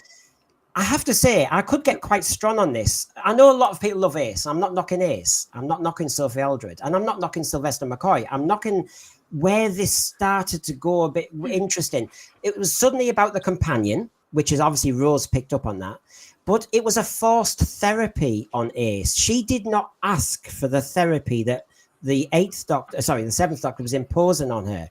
Some would call it a kind of mental abuse, a mental rape, because she was taken to a ghost house she did not want to go to. He took her back to her childhood nightmares. I mean, when you really analyze it, it is problematic. And so, as I wanted to say before Rachel comes in, I'm not just slagging off New Who on this area. It happened in Classic Who, Rachel. No, it did happen in Classic Who, and you're absolutely right. So when I was doing my facets of the Doctor, I'm just quickly having a read through. Yeah, in actual fact, even though I do say in the baseline he is a manipulator, this is what I said about McCoy's Doctor. If you would like me to read it, would you? Yeah. Okay. So I find him pensive. He does think a lot. And I find him pragmatic because he's got no sonic screwdriver, and he's very much in line with the baseline alien tendencies. But he is much more of a manipulator. So I said manipulator in the baseline, but I found him to be more manipulative than perhaps any of the other incarnations that we've got. And yes, he is a critical thinker, but he's not humanized in. I don't think he's all that humanized. I mean, you can disagree with me if you want, that's fine. But he's still very much a clear alien, but definitely a manipulator, that's for sure. And it's something that they play off as well. Okay, I know, I'm going to just quickly mention Big Finish. They play on it in Big Finish as well, quite a lot. And Hex. Hex, yeah, that's right. And Hex is the one that calls it out, and he's the one that questions it. I know not everyone listens to Big Finish, but he is the one, and rightfully so. Yeah. Rightfully so. But then obviously the Doctor's still an alien, so the Doctor might not actually realize. I find it when we do talk about the baseline and what's being diminished or erased, Jeremy. I find it fascinating that this is from the Dalek invasion of Earth, and all this about emotional relationships nowadays in New Who and all the rest of it. And he actually dismissed his granddaughter and sent her out, and he locked her out of the TARDIS. He didn't, everyone goes on about John Pertwee and Green Death and whether it was romantic, and I'm poo-pooing that completely. But Jeremy, don't you miss the fact that one of the fundamentals was he could be clinical, and for the greater good of Susan, he left her dumped on Earth. Oh yeah. That's part of the character, and it's interesting, but also it's also a plot device from the writers to, for the actor who wants to leave. So they go, so we've got to write her out. How can we do this? Or she could turn around and say, I'm not going with you. I'm going with this chap. I'm staying here on Earth. But she didn't want to break his heart, so it had to be the other way around. So he had to make that decision to leave her here on Earth. So when you look at Doomsday, Jeremy, and you look at that moment when they're separated by a wall but two universes, and it was a good moment. It's well made. Like I said, I won't knock it. But it's interesting how far removed that is from the Doctor on a screen saying goodbye, do your own thing, Susan, and we are making the break. How much companions are treated differently? Oh yeah, but again, that's down to the writers, and their different perception of how they should write for the show. And you've got a vast amount of years between 2005 and 1964, and that's the way today's writers look at it, and that's the way they write, I'm afraid. That's A good point, because when you talk about the differences, they are, when you compare 60s here, which is I think is a bit slower in its pace, its tempo, compared to the 80s, even not even just classic Who Knew Who, even in its own era, it's still a bit of a difference there. And I think by the time we got to the 2000s, there was more focus on drama, and I think just the way TV was made was different as well. I like to think that 60s kind of got a little bit too comic booky, especially with the Daleks, in occasion. But I just think by the time we got to the 2000s, TV shows were made different. Even just the format of the way it was shown. At one point, we would get 25-minute episodes. It'd be one story that was shown across 4 weeks, whereas now it was then 45 for one story, and then even now it's all changed again. Now we're getting hour-long specials on streaming services. So it's the format, it's different, and even just the way television is made. And I've always looked at Doctor Who as a sci-fi drama, sci-fi first, drama second. So when we talk, I feel like the general consensus is that a lot of people on this panel perhaps aren't too fond of the dramatized elements. I've not always mind them. If anything, I prefer RTD's era to Moffat's era. Still great Doctor Who, but I like those drama. I like those grounded approach. I think it's more grounded approach of writing, maybe more so than the drama. Cinnamon. I've often heard it. Yeah, go ahead. How did you see Doomsday then? Because Cybermat Strikes is here saying Doomsday was good and it wasn't sexualized. The thing is, Cybermat Strikes, I thought the very, very ending when he went to Bad Wolf Bay, wasn't he about to say I love you? Yeah. Effectively, yeah. Pretty much. Rachel changed to cinnamon. Yeah. Ventriloquism is live and well. I have to tell my puppets. Sorry, Cinnamon. You can answer for yourself. Yeah. Did you mean did I think it was sexualized? I mean, I suppose he was about to say "I love you," and of course it cuts off. I mean, come on, watch it. It's obvious what he's about to say, really. But again, do I think it's like love? And it's also love is different things. Yeah. Love isn't just sexual. You can love your mother, you can love your father, you can love your sister, you can love a friend. That's what it comes down to. It's friend love. If you've gone through life and death situations with someone, you'd like to think you've grown a bit of a bond there. If you go through these these crazy journeys with people. Cinnamon, And, does that who knows look how like, long their doctor was. does that Cinnamon look like brother Say again? sister love and they're missing each other? Does that look like brother sister love and they're missing each other? Not in this context, no. But when I watched this as a kid, I always looked at this. Obviously, that's from series 4. But when I saw her crying, I always thought of it as she's just sad because she's away from the doctor. As a child watching this, that was how I got it. He's not as upset because he put the thing over her head, pressed the button, or what was it? Pete Tyler pressed the button.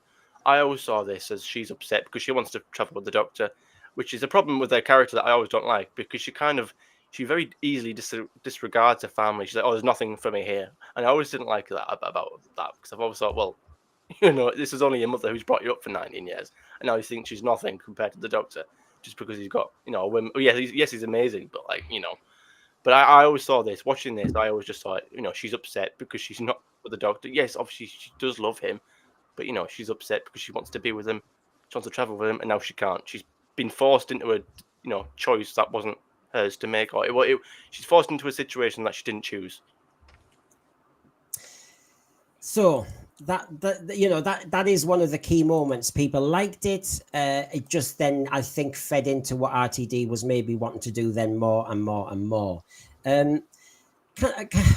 Absolutely. Look, is the McGann movie overplayed? It was a kiss. There were two kisses. One was an exuberant kiss by a tree when he was realizing who he was, and I don't think that was romantic at all. Look, we all want to kiss people when we find out the shoes fit.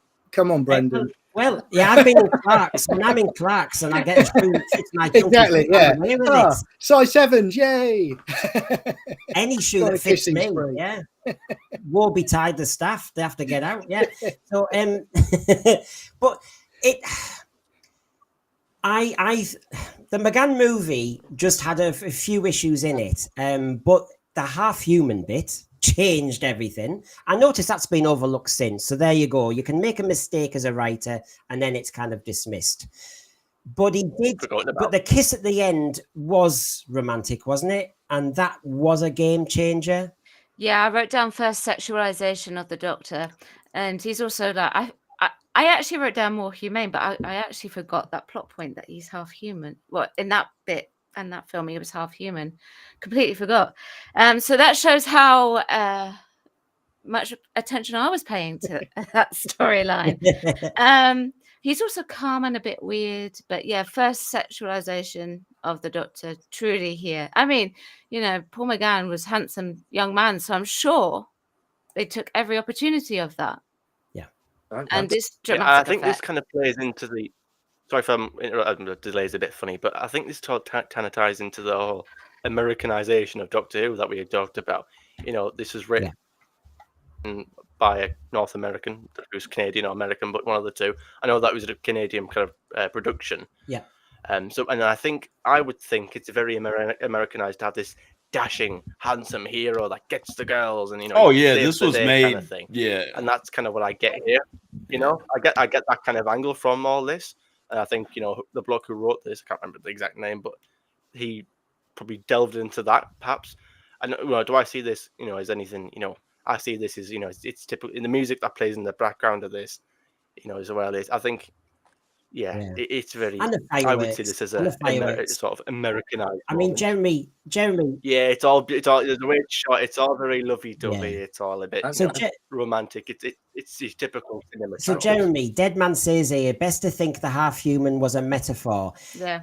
Yeah, the Dead Man, and I'll come to Jeremy. I thought, we're going Star Trek again. It's this Vulcan thing, you know, Spock. Jeremy, you know, how did the movie sit with you? Well, yes. I mean, obviously, as you were saying, it's kind of like putting romance into it to make it a kind of almost romantic love story. But the question I've got, what do we all think? If they didn't have the kiss scenes in, would it have made a better movie or a less impact kind of movie? Well, it's still got 9 million in the UK, didn't it? And I think this is that old argument about the US, making it for the US and making it for the UK, because people clearly loved it in the UK. They tuned in for it. And I think making it, and this is the trouble now with Disney, I think if you start making it for an audience you think you're going to capture, you're never going to capture them. You need to be authentic to what makes it so special. The kiss, I don't know. I don't think, looking back now and where we are now, I don't think it would have made much of a difference. Looking back, all that time's passed. At the time, it was. I mean, what are your thoughts, Jeremy? Because I didn't think it was. I mean, I certainly didn't. It didn't bother me in 1996 when that happened. I suppose I was just focused on. Great, I've got a Doctor Who back. You know, that was where I was at the time, so I didn't really pay much attention to it. I sort of thought it was a kind of a slight raised eyebrow. I thought, oh, is this the way that the show is going? But I knew that this was only just the movie, so there was no TV series to back it up, which I would have thought they would have done. But I thought, oh, this is kind of like the first episode of sexualization of the character of the series. But You know, I mean, one thing, Jeremy, is, and I do agree with Fernando Shamangadista, McGann played the Doctor like a Byronic hero. I do agree. It was very like Lord Byron. So I thought the kiss didn't feel misplaced. I can buy into that. I can. The teenage romance vibe of season 2 with middle-aged 10 getting all dewy-eyed for teenage roast just felt more icky. So yeah, I take your point there, because he was meant to be, I think, a bit Byron-esque, actually, the McGann Doctor. I think that was an acting choice. Yeah. I mean, I've been showing, while we've been talking, a few other episodes of classic Who where some would say, did this break canon and the character?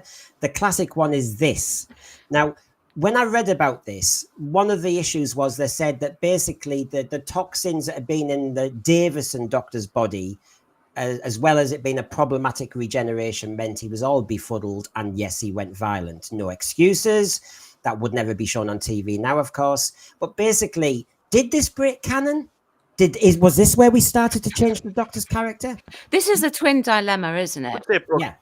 So sorry, whoever I cut off there. Sorry. So this had a lot of rewrites, right? Have I got that correct? It probably did. Yeah, I believe so. And it was released straight away after Peter Davison's first episode. So I just think it was unfortunate writing, and it was what they were trying to do. I mean, feel sorry for those two having to do it. He didn't. You could tell he really didn't want to do it, but yeah, I just feel like that is to do with the like last minute sort of writing more than anything. I don't know, but it's hard to say. I think it never bothered me, because I've recently just gone back and watched An Unearthly Child, and I think you see the first Doctor there. The Doctor's about to kill a caveman with a rock in that very first story, because he wants to do whatever he needs to do to survive and get to safety. So I think, Brendan, you're right about what the Spectrox has done to the Doctor.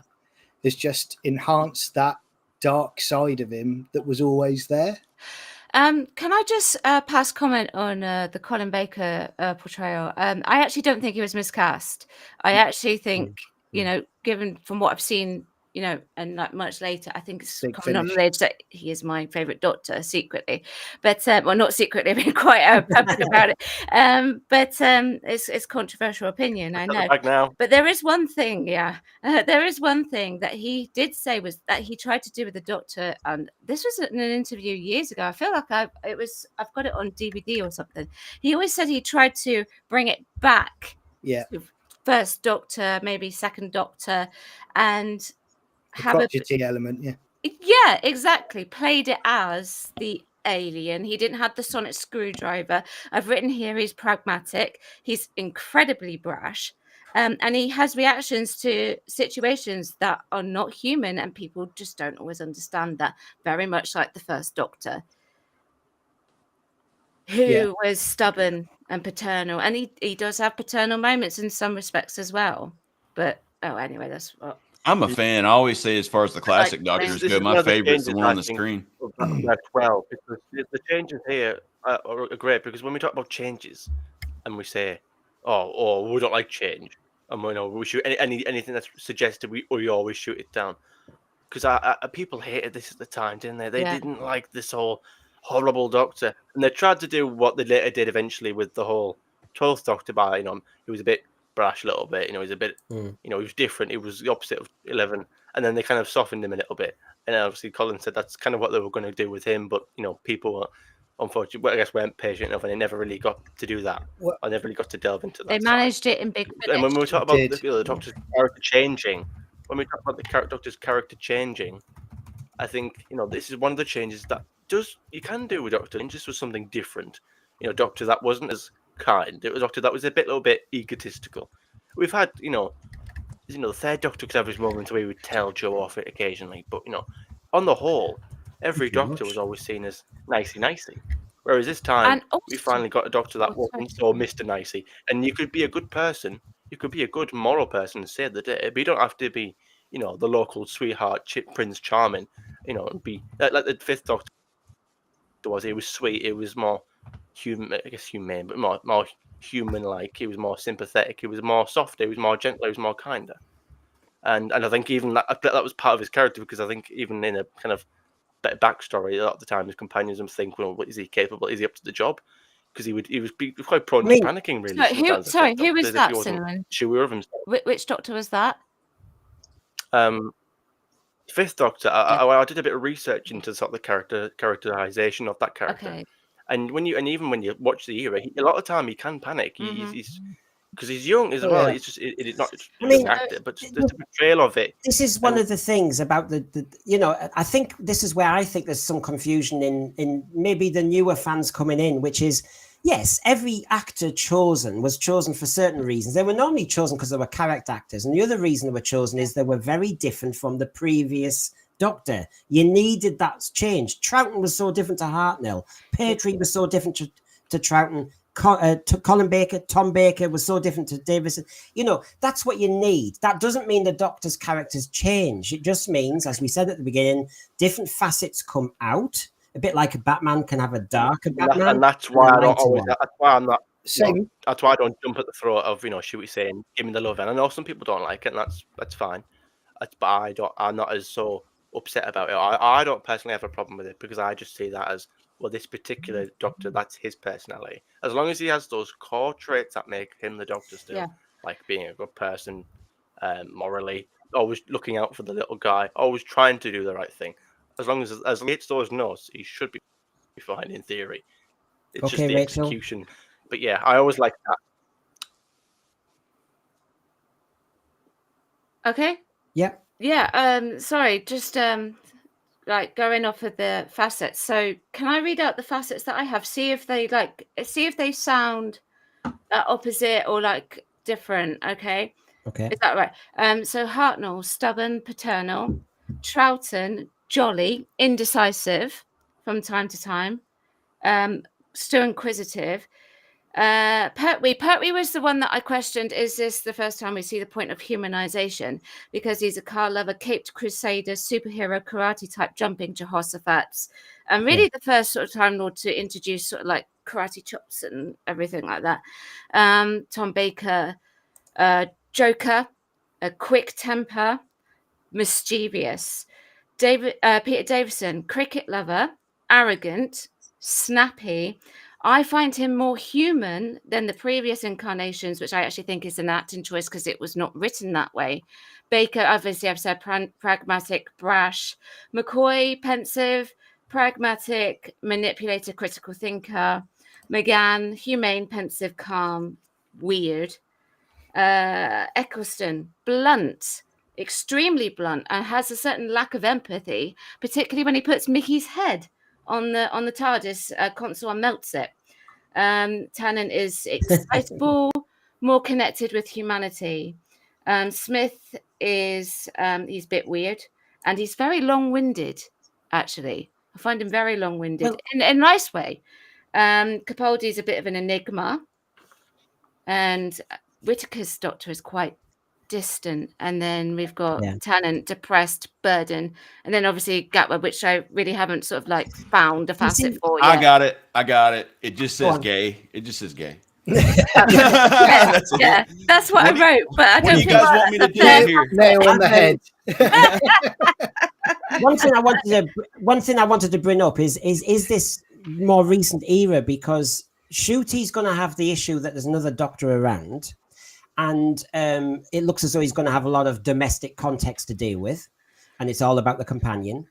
You look at Matt Smith, and I've got him on screen there. He had to compete as a Doctor, and I thought he did really well, but he had River Song to contend with, his wife. He had Amy Pond, and he had Rory. He had so many domestic issues to fight against.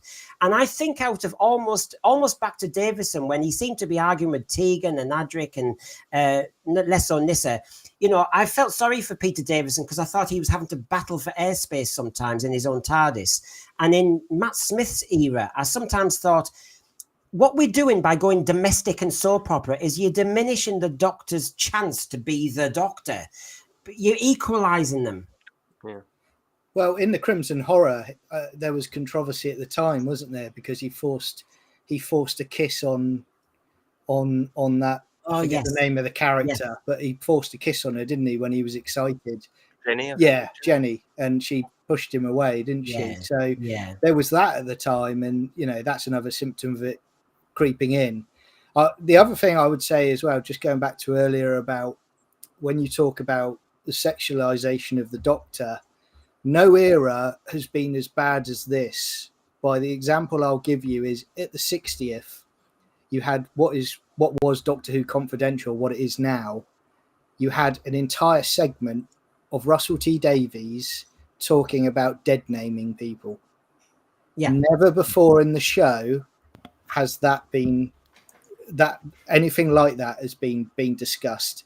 That is where you are, and that tells you everything you need to know about where they're going with it. Yeah, because John, in the end, I think the classic Doctor Who writers would have maybe mentioned some background, but if you were going to do the issue about trans characters being picked on, which we don't want, No. I think the line would have been something simple like "be kind." That's not out, and it would have been written in that way. But we didn't have to go into the details, as you said, where it does sound as though we take a side. As I said at the time when we were reviewing that episode, the dead naming, is a concept I'd never heard of. It could be seen as bullying, but on the other side, it sounds as though Donna Noble has bullied at school the mother of Jason. Oh no, not Jason. That's Rose. And for me, the Doctor wouldn't necessarily take a side. The Doctor would be like, quoting the Ninth Doctor, "It's an argument between stupid apes. I'm too busy doing other things." That's what the Doctor would do. That's the Doctor's character. He would like that's for humanity to sort. I said that as well, hasn't he? I've got to do it. Yeah. And Bill, when he said they were on the park bench, weren't they? They were having chips, and they mentioned it, and he said, "Oh, we're so beyond this. Your conception of gender and all that." So even he's like, you're absolutely right. Even he's, I'm not done with this. It's silly. I mean, even in the trailer, we see it on the battle. I will shatter this silly little battlefield. He says it's silly, like it's as if it's beneath him. I'm above this pedantic, small, petty war. Which is why I think it's Sutek. Can I just say? Take a drink. I'm just taking the debate to this area now, which is we've mentioned it, the Yaz and 13 relationship, which I know obviously they had a word with Chris Chibnall. He'd never planned it, and this was. I mean, we didn't go anywhere with it, which is another kind of flop, isn't it? I mean, if you're going to do it, do it. But they didn't do it, did they? But because we've gone into that area of it's pathetic. Sexuality, I do think we've got a problem now with, and it is the 14th Doctor is the elephant in the room, and I find this really problematic. Isn't he the first Doctor out of the 15, and I'll include the War Doctor, who looks broken? But it doesn't work. That's what when you talk about things working in that universe that they've created, you've done a bi-generation or whatever they want to call it. They're the same Doctor.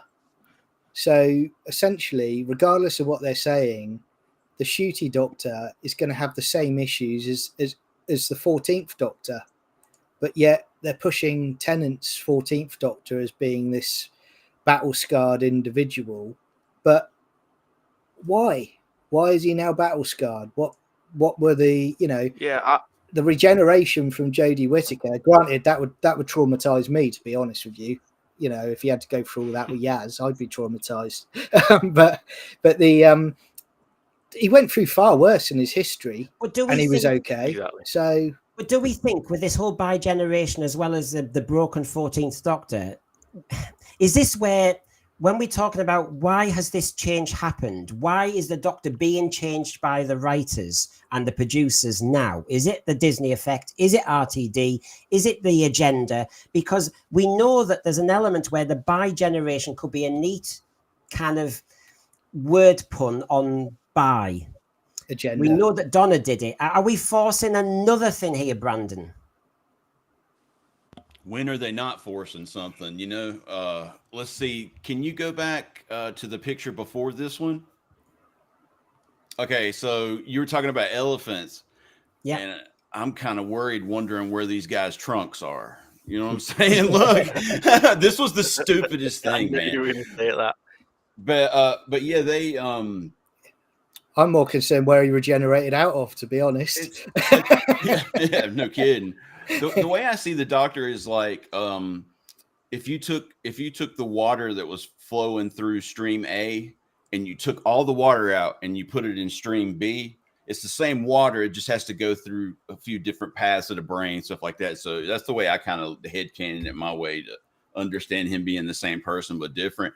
But as far as his RTD, like using all this probably and could the bi-generation thing, yeah, easy, man. I think that's RTD. That's his first thought is like, how can I write a story that'll go with this message instead of having a story and going, hey, I might throw that in. That'd be a good message for kids or something. I don't think things are done that way anymore much. I think John's quite right on this, to be honest, with the whole thing about why now has he suddenly got a problem? And I thought about this even at the time when I was on Noel's channel and we reviewed it. I was there thinking, okay, so you're telling me he's upset now, but was he before? I mean, yeah, okay, you went through the time Exactly. That's going to be pretty upsetting, being told you're not where you're from. I get that, I suppose, and then Flux. But like it seemed to me like it seemed a bit anticlimactic. Like, oh, now he's got a problem. Now he's stressed out, and I wasn't quite happy with the resolution of why that face was back. I thought it was going to be some big mystery, like it was something like that has impacted his regeneration, something like an outside force. Is like maybe it was a toy maker or something like that.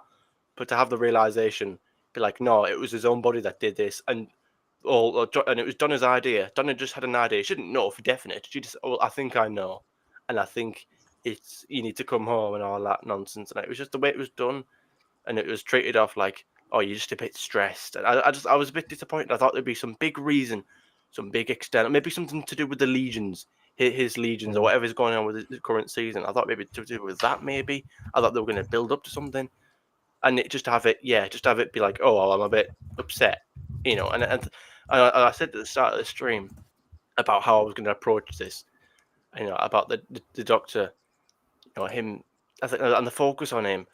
Because I think the change that's basically where I wanted to tackle the issue of this discussion about the focus, and I'm going to try and be as consistent as I can. Because, on one hand, previously I was saying how there was too much focus on the companions, and wouldn't it be nice to have a focus on the Doctor for a change? But then also at the same time, Doctor Who was working best when it wasn't so focused on the Doctor. Back when there wasn't so much of a sexual element to it, where there wasn't romances. Back when it was just the Doctor, 5th, 6th, 4th, 3rd incarnate, whatever one it was, just landing in a place and then so happened to be involved in the local happening. That's what I mean. And it seems like, although it would be nice to have something like a storyline happen to the Doctor every now and then for the odd season, then they could have done something with this. Or again, like I suggested, with the Flux, because that's just a big thing. That's just like the Timeless Child. The Flux has just been left. There's no resolution to that. So what I said, what they could have done was maybe they could have had some sort of like agency tracking down the Doctor, like bounty hunters or something that hold him responsible. Then he would be the focus, or something like that, like some sort of like agency. Then throughout the episodes, there was a tease, like how they did with the Kraken time. After the TARDIS would leave, in the gap behind the wall, there'd be a crack or something like that, or there'd be someone tracking him down. Basically Doomsday with that whoever the woman was who was just vile on Twitter. Maybe like that, but better. Just someone tracking down the Doctor, someone chasing him, and the big resolution at the end, something like that, even. But I don't know. Maybe John, I don't know. But maybe what people think I mean, of that. But... John, just to bring you in, that photograph there is just so away from Doctor Who, Adventures in Time and Space, this mysterious. Let me remind everybody who's just joined us, we've been talking about what is the Doctor, what are the fundamentals. We've got a whole there. Are you seeing there somebody who's an adventurer, somebody who's inquisitive? He might be wanting to find where there's more weeds around the corner. A mysterious man. Well, he's an open book now. He's emotionally, broken. Moralistic, well, that doesn't come into it. Intelligent, optimistic, well, actually he's having a problem, and the 15th Doctor put him in his place. I don't know, does he look like an alien with two hearts? Does he seem like an outsider, a pariah? Because I think it was the Troughton Doctor, he was always an outsider. That's why so many kids went to Doctor Who, because if you were the outsider at school, Doctor Who was for you. You could see how he dealt with it, and suddenly he's just doing domestic. And that picture to me is just so not Doctor Who, John. No, not at all. And, you know, I was going to say as well, I mean, this all adds into the fact that what I've said before about the writing is terrible, because we don't ever go into through those 60th episodes about what specifically is it that has battle scarred and damaged the 14th Doctor. That's not discussed, but we're able to have a conversation while he's walking to say, do you know what? I think I might be gay. You know, so that's thrown in. But the whole thing about why he's battle scarred, why he's given up, why he's broken, that's not discussed at all in those stories. It's just, I missed you and I wanted a family. Well, why? What are the reasons for that? What's happened? Can I just squeeze in another point there? Because when we see this scene, and you know, and I think you said there, Brendan, it seems like it's trying to make him fit in, and it's like you said there, Doctor, you know, does have an appeal to a lot of people who would class themselves as outsiders, outside the norm. And again, I've always praised the 10th Doctor because he's one of my favorite. Well, he's my favorite because he was my Doctor at the time, but I always liked him because he was cool. It was cool to be geeky. You know, he would talk at 1,000 miles per hour, and he would say a lot, but he talk a lot, but he wouldn't say anything, kind of thing. And you know, and one of my favorite films, The Breakfast Club, you know, there's a scene there in that towards the end where you've got this, the basket case. I can't remember Alison, and she's a bit strange, she's a bit kooky, and she likes to wear a lot of black clothes, and she likes to hide herself, and she has a really big fringe. And then towards the end, they try and make her beautiful. They try and make her open herself up a bit more. You know, they change her hairstyle, they change her clothes. And I have an issue with that. And I think the actor afterwards kind of said, I didn't like that because why can't she be beautiful just the way she is? And I don't mean it in a sort of like, oh, you're fine just the way you are. I just mean it like, oh, they've had to change her. They made her fit in. They've changed her style. They've changed the way how she normally is comfortable. They've gone through such an effort to change how she was to make her beautiful. Or now she's nice. Oh, she was weird before. Like she was fine just the way she was. And again, the Doctor was fine the way he was as well. And you know, this whole, you know, gathering, not just this alone, but just, you know, sitting at the table, making him fit in. The Doctor doesn't need to fit in. Out of any sort of protagonist in any sort of major franchise, I would say the Doctor is the least person that has to fit in anywhere. The Doctor goes by his rules and his way of life. It's just, I mean, I remember as a kid, the Adventures in Time and Space, I wanted the Doctor up and about. I sometimes got sick, actually, during some of the Colin Baker episodes when the TARDIS scenes were too long. And I wanted him to get out, like Vengeance on Varys. He's in the blooming TARDIS forever, it feels like to me. And I'm channeling my kid here, where I really wanted the Doctor to get on with it, get into the peril, get into the danger. And there he is. To be honest, the David Tennant Doctor here, having a nice domestic chit-chat over what they're having, a curry or a salad and all the rest of it. And it just, John Pertwee's Doctor sometimes, like in Day of the Daleks, he had some wine and cheese, of course. We know he liked a little bit of a nibble. But apart from that, but Rachel, this is just too domestic. I feel as though I'm watching Home and Away. I feel as though I'm watching Neighbours. I feel as though I'm watching just something daytime TV. Yeah, this is essentially daytime TV, Neighbours twice a day. You never know what time of day it is, you know, that kind of thing. So like the Doctor, what's changed about the Doctor is that, you know, bringing families, you know, like you've got here on the screen, into families and parents, and bringing them into the storylines, and it's always addressing the family issues. What it actually does is it detracts from the Doctor's character, and it almost becomes all about the Doctor reacting to their situation most of the time, instead of actually focusing solely on the story for a particular episode. And this is one of the things that I actually made a note of with the Tennant Doctor in particular. He is not so alien. He particularly 14 as well, in particular. He's not as mischievous. Yes, he's still intelligent. He is inquisitive, but the focus is the family. He is a critical thinker, but he can't really ask the questions because he's got the issues that are going on with the family. He's still an adventurer, but he can't really manipulate any situations anymore. And he's not so asexual anymore at this point.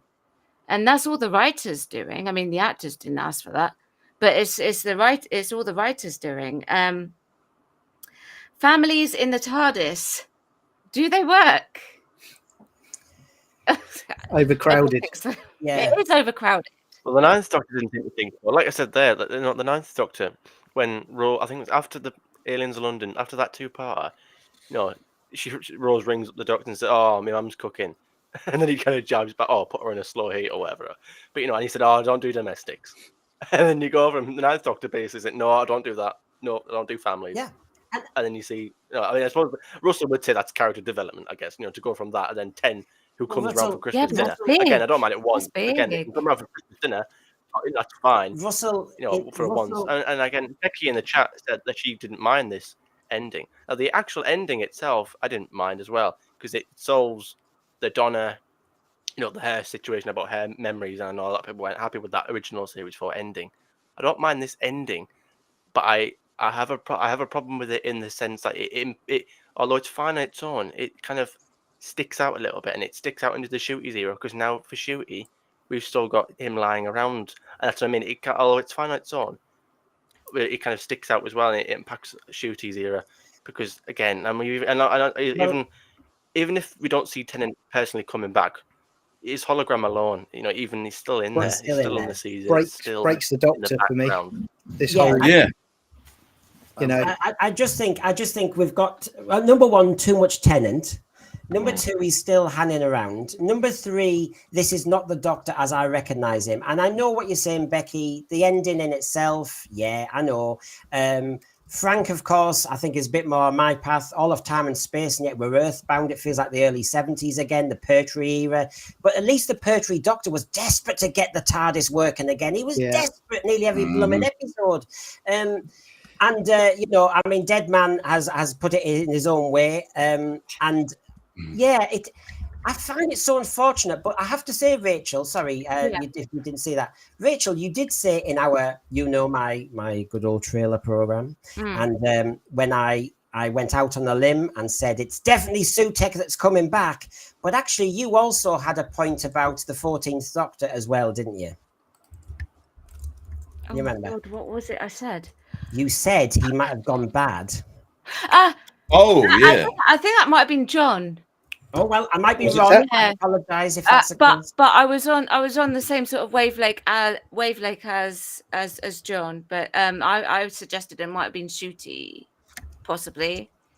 But I know what you're talking about. Yeah, and we also go on, John. You score the goal. Then we think that the 14th Doctor, to make it a bit more enjoyable than just being an emotional, wreck, was. Sorry, I've completely lost the context of what we were talking about there. Valyard. Okay. Yeah. I stole that from Rachel. So, oh my, what's going on? We haven't solved everything, but we have actually kind of nailed some of the problems with what's going on at the moment. Now, I've asked you all the panel, I've asked the thread. We have our news coming up in a moment. If I just kind of point out a few things, just so everybody can see, we've got a big item coming up, and then we'll race through some of the merchandise. But what I wanted to say is, I also did ask a few other characters what they thought, and it'll take a few minutes. So if everybody wants to kind of go and have a little visit somewhere. But basically, I asked Willie, I asked Walkie, I asked Nobby the Nobot, I asked the companion what they thought of the change in Doctor. So it's all very relevant, and we're not going for cheap laughs. So if everybody, we all meet in a couple of minutes to look at the news where Chris Eccleston, Billy Piper says more each time. So see you in a mo, everybody.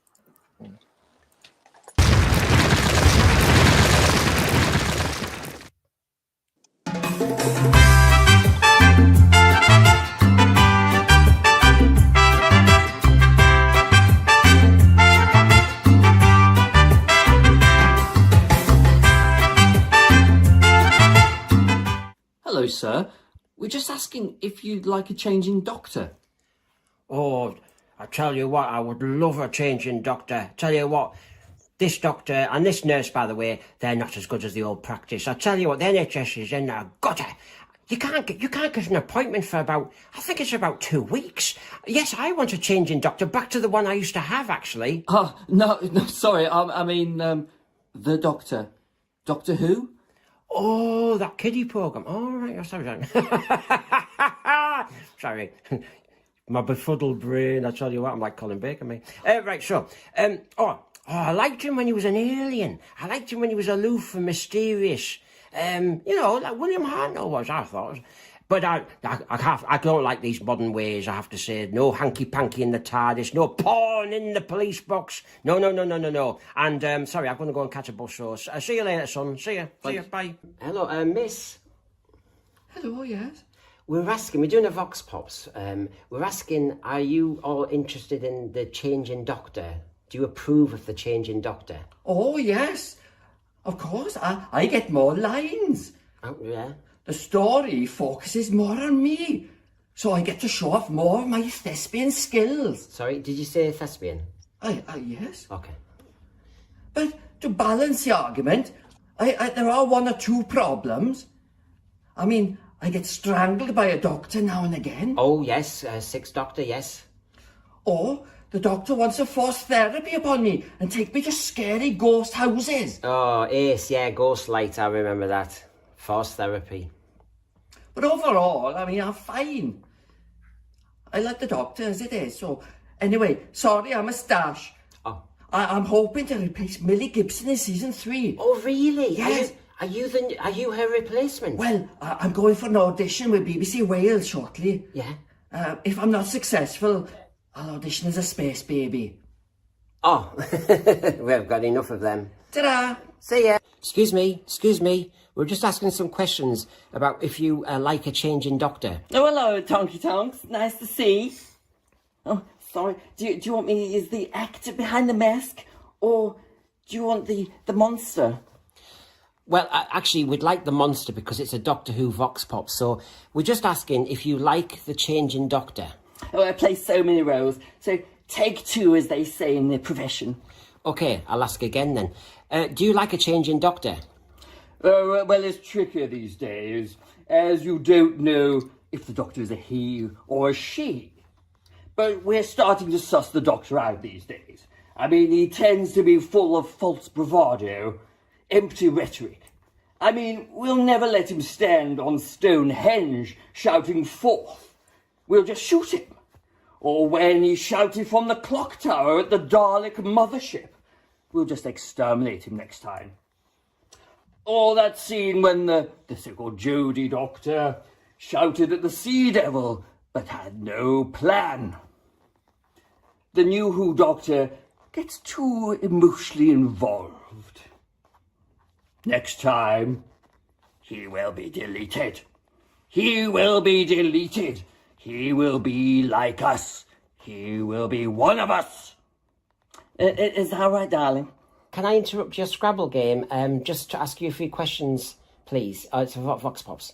Yes, okay, yeah. Okay, thank you. We're asking if you like a changing doctor. Oh, yes. I like a doctor who reflects how I feel. Right. So, for example, sometimes I'm bisexual. Oh, right, okay. Don't tell my granddad, though. No. I don't want... I like a bit of everything. Right. But if my granddad finds out, I may not get any pocket money. Oh, mum's the word. Okay. I mean, when I struggle to get a girlfriend or a boyfriend, I want the doctor to be like that. Oh. When I have emotional angst, I want the doctor like that too. And when I get acne, I want the doctor with that. Oh. And when I get dumped, I want the doctor dumped. Oh, gosh. So you want an echo chamber. You want exactly like you, a mirror. Sorry. I mean, all this talk of dump, I need to go, Mr. Brendan. I'm sorry. I need a dump too. Oh, okay. Yeah. Bye, thanks. Well, very abrupt, wasn't it? There, and I tell you what, I don't think we learnt anything from them. But of course, that was a tribute to Cybermat Strikes, who obviously wants more and more of them. But yeah, we learnt a lot there. Wokey is bisexual. His granddad doesn't know, so we've got to be quiet about that. That's careful. Right. Okay. News headlines as promised. So I will be very fast about this, and I'll bring everybody in. Yeah, I hope you've been swatting up on the news, folks. Right. Okay. Well, the big news item for me was this one. And it was, of course, Billie Piper speaks out on Eccleston's hard time making Doctor Who. So she obviously is trying to advertise her program about Prince Andrew's interview with Newsnight. But she went into a few more details. It was kind of sad to hear that, really. I knew he was struggling, but yeah, I thought it was just scheduling and things like that, which are often a tricky part of what we do. She didn't hesitate to say she'd be delighted to come back, but I'm not going to delve onto that at the moment.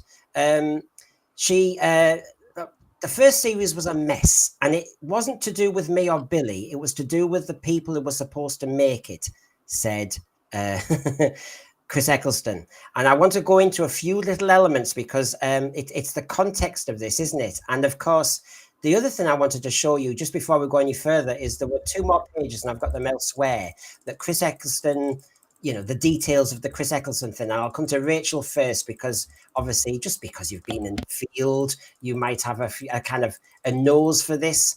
But basically, let's just get it up here. Let's have a look. So, yes, we've got this bit here. So, the former Doctor Who, Chris Eccleston, made waves recently with complaints about his time on the BBC show, saying he lost faith and trust and belief. My relationship with my 3 immediate superiors, the showrunner, the producer and co-producer, broke down irreparably during the first block of filming, and it never recovered. If you're the showrunner, you know everything. That's your job, he then said.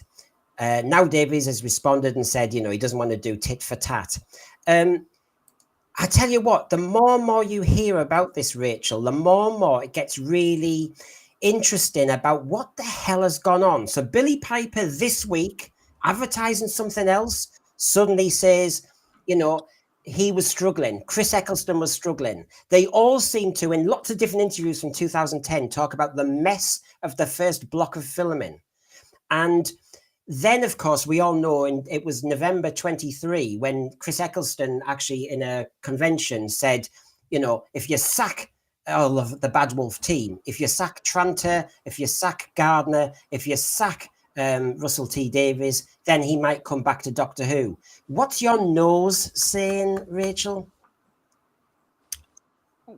Well, it strikes me that the word clique would actually come into this, I think. I don't think, from what I can gather, Christopher Eccleston is a particularly cliquey man, but we are both in a very cliquey industry, and I'm not cliquey either. And sometimes that can work as like a juxtaposition against us.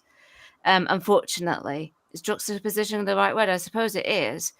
And it's very difficult to know when all the people that are in the know and knowing things that they should know just go against you or treat you like a piece of poop, really, for what it's worth. It just makes life hard, doesn't it? And I mean, he says it's a mess. I believe him. If he says it was a mess, I do believe him. Sorry, can you pull up some of the quotes back up on screens just so I can...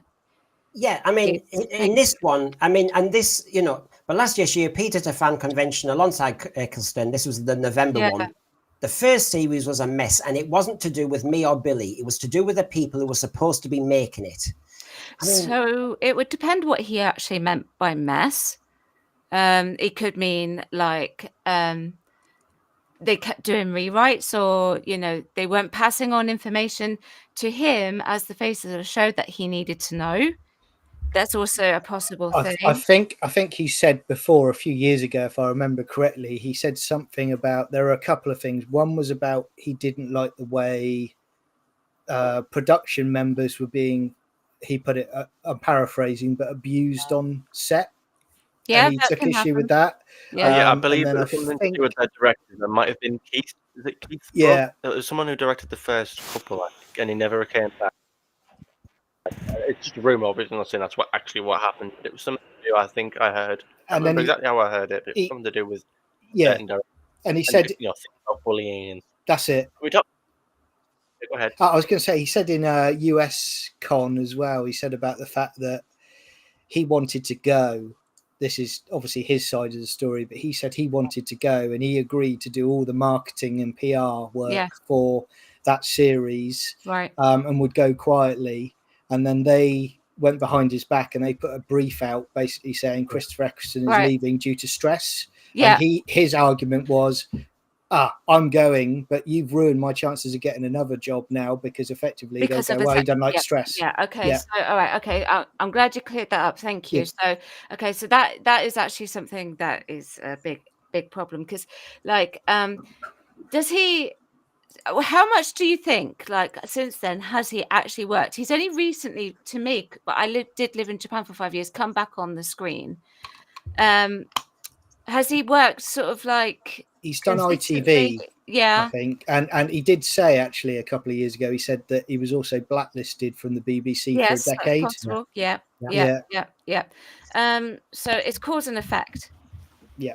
And essentially, okay, I'm going to get into something that I don't really talk about very often, but there was something that happened to me in my industry. It's all to do with something, money and all of that, but it ended up with a particular person getting involved, which shouldn't have been brought into this at all, like at all.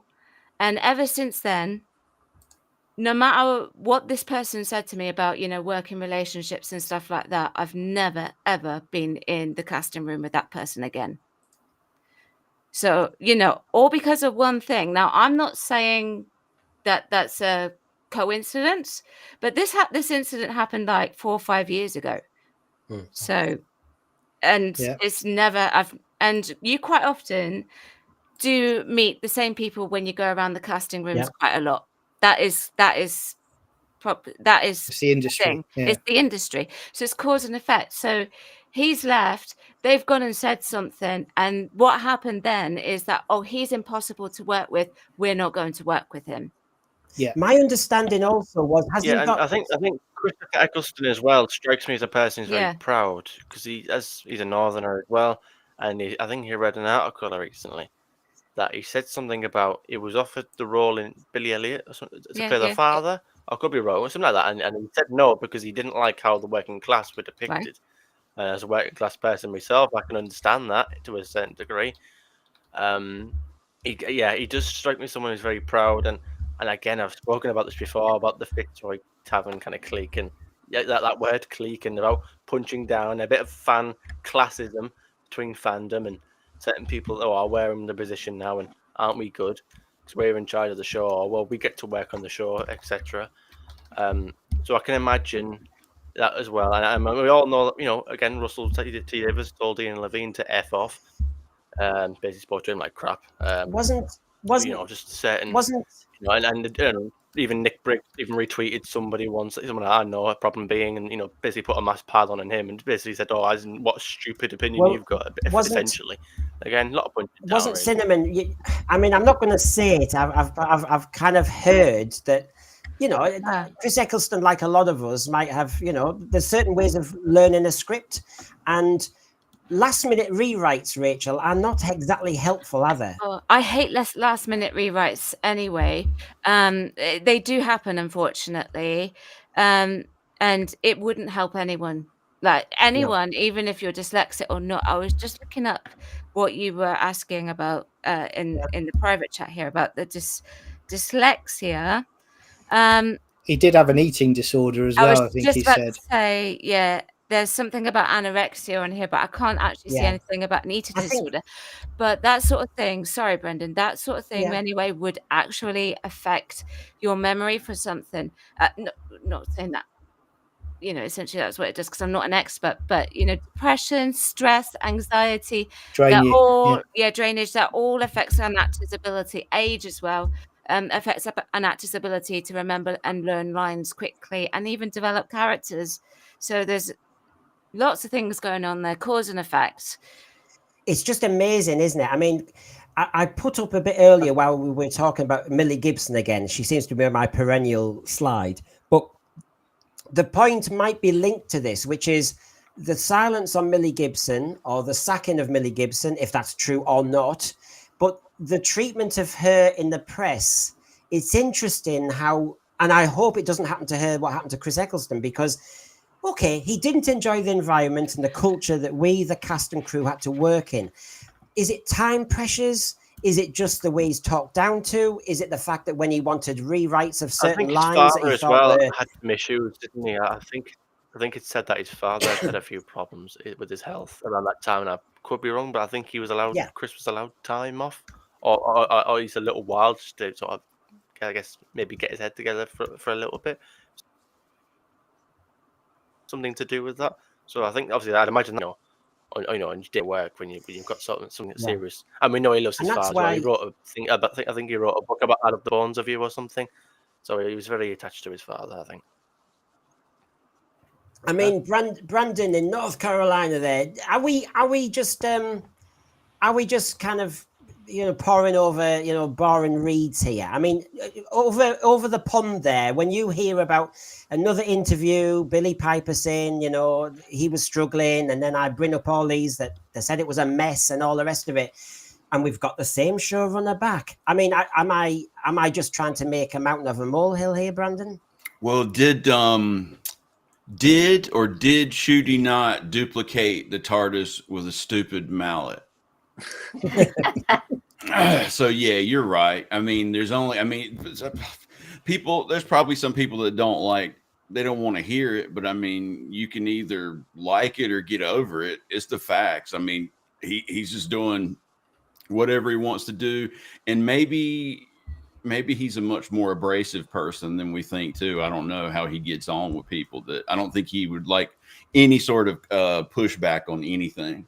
And so now, plus he's got the armor of being able to call anybody who looks at you sideways a bigot. So I mean, you know, so yeah, I think it's all valid stuff. And hats off to Christopher Eccleston, because he didn't even reveal a lot of this stuff until recently. I mean, he stayed pretty mum on it. He could have really trashed them. Maybe he had NDA or some other reason, but I mean, the way one of the things I was thinking about is I could see them having hard feelings towards Eccleston because they had just brought the show back. Yeah. And I'm sure in the back of their minds, they're thinking, oh man, we're already going to tank this thing by getting rid of the first Doctor that we've had back, you know, but still, I mean, you see, Brandon, I was quite shocked. I was pleased they picked Chris Eccleston, but I was also shocked because I didn't see him as, I mean, Doctor Who's not a soap, but it's a continuing drama. And I didn't see Chris Eccleston as somebody who would want to be stuck in a continuing drama. And maybe it kind of showed itself that he didn't want to be in this conveyor belt, this kind of treadmill. Go on, Rachel. Sorry. It just made me think of something. I don't know if you know this, but Christopher Eccleston was our late Queen's favourite Doctor. Right. I didn't know that. Yeah, fun fact. She asked the BBC to send all the DVDs. Well, I mean, I don't blame her, because it was a breath of fresh air. Yeah, absolute breath of fresh air. And of course we again. Yeah, and we recently reviewed Rose. If you haven't seen it, please just take a look. We had a look at the whole thing about the launch of the series, and of course this Tuesday at 4 p.m. we'll look at 11th Hour, because people seem to say that's the best launch of any Doctor ever. I'll have a few questions, as I always do. Jeremy, you want to come in? Russell Davies and Chris Eccleston. That was a right love-in. It's not a bi-generation, that, is it? I think it was a clash of the Titans, and I think Christopher Eccleston's personality is very strong, but I think it's 6 of one and half a dozen of the other. And I don't think Christopher Eccleston saw it as a long-term job. I think he saw it as a springboard. Yeah. And that's my personal opinion on it. I think it would have been better if they just started off with. I think it was just a clash of personality, wasn't it? I think that was the crux of it. I think it was just a bit of a clash of egos. Again, you're absolutely right. Christopher does strike me as a very proudful, you know, person who's very strong in his views. I mean, if you look at sort of things he posts on his Instagram, it's a lot of those sort of Facebook quotes that your mum would probably retweet or share. It's a lot about stuff about, you know, people who, you know, the elite. Obviously, he's very left wing. He's very anti-capitalist and all that. He hates the monarchy, which is kind of ironic considering if he was the Queen's favorite Doctor, he doesn't think much of her. But things like that. So I can possibly imagine. It was Although I guess politically, I would think they align, but personality-wise, I think He again, I'm not that I'm intimating that he doesn't like him, but I think. Well, I just you're clearly if he's talking saying he should be cinnamon, but sacked, then he'll come you're back. talking cinnamon. For some reason, it's bounced you Oh, off, but we can still hear you. But I just wanted to show you before we move on to the next headline. Look at this. This is all the context. This wasn't this week, but it just makes us understand maybe why Billy Piper said Chris Eccleston was struggling. So it says, this is Chris Eccleston. Not at all. I love being associated with Doctor Who. Just don't like being associated with those people and the politics that went on. The first series, again, was a mess. The politics. Now, is this our phrase for internal politics? Yeah, I was going to say, it will Brendan. be. I was going to say, and I know Timescales has mentioned this many a time, and this just springs home to the fact that we've now got the same production team in who have effectively, they're not holding Russell T Davies' feet to the fire. They're not saying to him, no, these are the rules. You need this far, no further. They're letting him have carte blanche to do whatever he wants, even if it breaks certain things. And that's a big problem. And they were the same people that were there in 2005, 2004. And although I think at the BBC was very, very different at the time, there were still the same problems then that there are now. We just didn't hear about it. But I think the way Russell is now since he's come back, it just speaks volumes to me of just kind of what an individual he could potentially be and how difficult he could be. Well, maybe he's always been like that. He just wasn't allowed to have it as public as he can now. Yeah, well, he's a stronger individual now. I mean, when I saw a documentary about the Queer as Folk period, I mean, he was trying, he'd done press scan and everything, but he was trying to really go into the next level. And as I said, I will give him credit for that, but he was an outsider then. But now he's such an insider. Now he's the establishment. The John Pertwee Doctor would have issues. Tubby Rowlands and all that. He'd have a word about RTD. I've seen him at the Carlton Club. I've seen him elsewhere. La la la la. He's establishment, and I know Cinnamon always talks about the Fitzroy Tavern. It is the establishment now, and to break into it must be so hard. It is, and it's. Yeah, go ahead. No, it's all right. I just want to say it, and as Rachel was suggesting, it might be that's why they've been quiet on Millie Gibson because of what happened with the Chris Eccleston mess. You would think they would learn from the past, and again, it's funny, isn't it, that now the same production team, Russell T Davies, Phil Collinson, Julie Garner, Jane Tranter, all the old gangs back, even Murray Gold. Not that I'm saying he has anything to do with it, but again, we got these people back, and again, we're running into similar issues. Maybe this is different. Maybe we're all completely off the ball. We've all said that. Maybe we were all completely wrong, and I think all of us are willing to hold our hands up and say, okay, we acted or we said what we believed with the information that we had at the time. That's all you can ever do, really, on anything. You can only ever, a lot of people say, well, hang on, you changed your mind. You said this. Yeah, well, people can change their mind when presented with new information. And you know what? Decent people do that. Because if you believe one thing and then you're proved wrong, and at least you say, well, do you know what? I'm presented with new information now. I'll change my mind, which I've done on occasion. And I think that's the mature. Go ahead, John. I was just going to say, none of us are naive to think that productions don't have infighting and conflicts. Part of that is what creates great shows in the first place. But I do find it quite, I have to say, humorous now that these things are leaking out.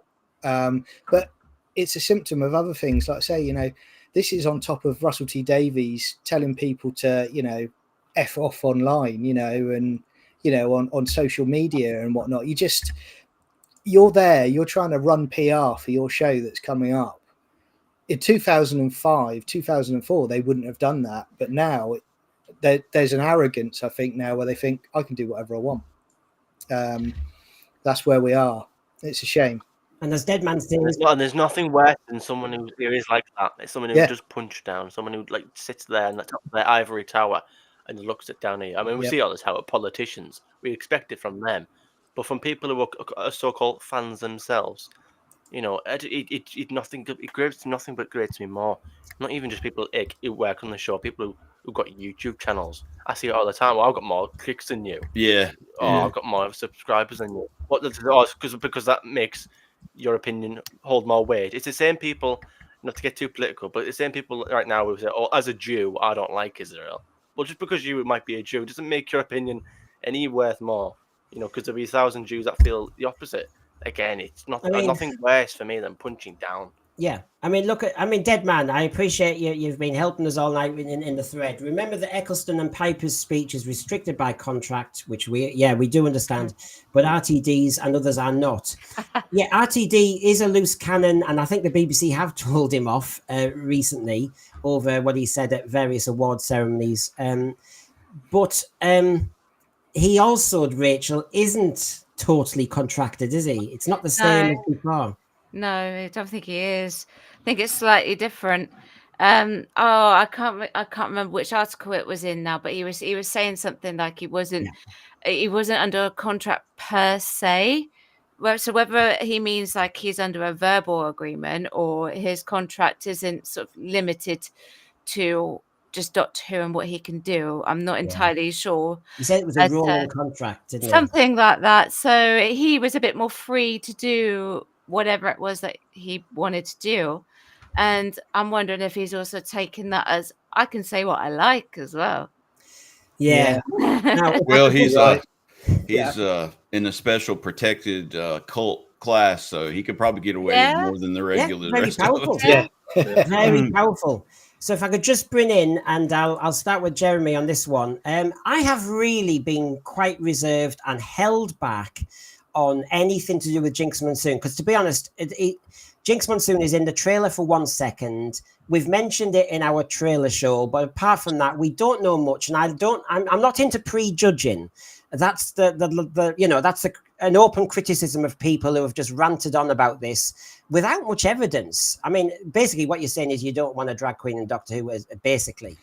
But I have held back until there's a bit more tasty stuff. Now, obviously, Jinx Monsoon has announced that he is a he, because he's a drag queen, isn't he? He's changed his stage name to Jinx Monsoon, but that's not much to do with Doctor Who. So I don't want to do just nothing news, but basically within the interviews was saying, I'm a massive Russell T Davies fan, first and foremost, incredible writer, and I think the voice of our generation, lovely human being, wonderful person, patron of the arts, and to be invited onto the Doctor Who universe right as he's taken such a big step in a new direction is so exciting. I get to be part of a tidal wave that's about to hit. And as a fan, I can say that what I've seen is absolutely wonderful. So, Jeremy, you're excited. No.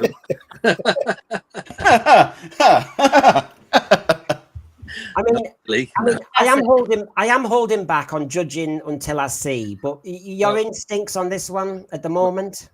it reminds me of the way that Jinx is dressed is like some sort of Batman villain out of from the 1960s. Yeah. You know, Yeah. I see what you mean. Yeah, because the 60s kind of comic strip Batman with the kapow and everything, it was I would call it panto. It really was. Yeah. But as I said, I'm not really into drag and drag queens, and I mean, that's fine if people like that sort of thing, great, that's fine. But it doesn't really do anything for me. But as I said, Rachel, what was an interesting point was made, and I haven't made all the slides of this because I don't want to just jump on somebody without having seen them first properly. But in part of the interview, Rachel, Jinx Monsoon says it is a valid point that I maybe took a role from a woman. He shoots back on lots of other stuff, but he does actually say it's a valid point. You can you can criticize that. Yeah. Yeah, you can. I mean, right. Okay. So it's like, this is really funny because I pinged Brandon a message the other day, and it was all to do with casting and how things are listed in the casting remit. You remember, Brandon? Yeah, that was wild. Yeah, absolutely wild. And it's actually good that she acknowledges that, and she's a drag queen, so it is a little bit different because they don't often list drag queens in the casting remit as like as part of a female Instead of trans, yeah, it's more of considered like performative than. I mean, I'd say it used to be considered more performative. Now it might be considered more lifestyle-esque, but and possibly, lumped in with other things. yeah, that's right. But I've never seen drag queen come under that. But it's good that she does acknowledge that, because right now in my industry, it's a very tough fight with regards to casting, and a lot of that is because casting has changed and roles do get listed and more grouped together. Just being careful with my words here, more grouped together than I perhaps would like. With gender ideology, trans and female, and then and then sometimes they just list any gender. It's like, well, who do you want? At the end of the day, who is it that you want in this role? Please be more specific. But yeah, I think it's admirable that she can actually that she can actually acknowledge something like that. Now, whether or not the character was written specifically for a woman in mind, and then it was just like RTD saying, actually, I know someone who could actually do that. Rachel, my understanding was that he was going down Canal Street and he has friends in Manchester, of course. And I think is he called Paul? I can't remember, but the Jinx Monsoon bloke. Yeah.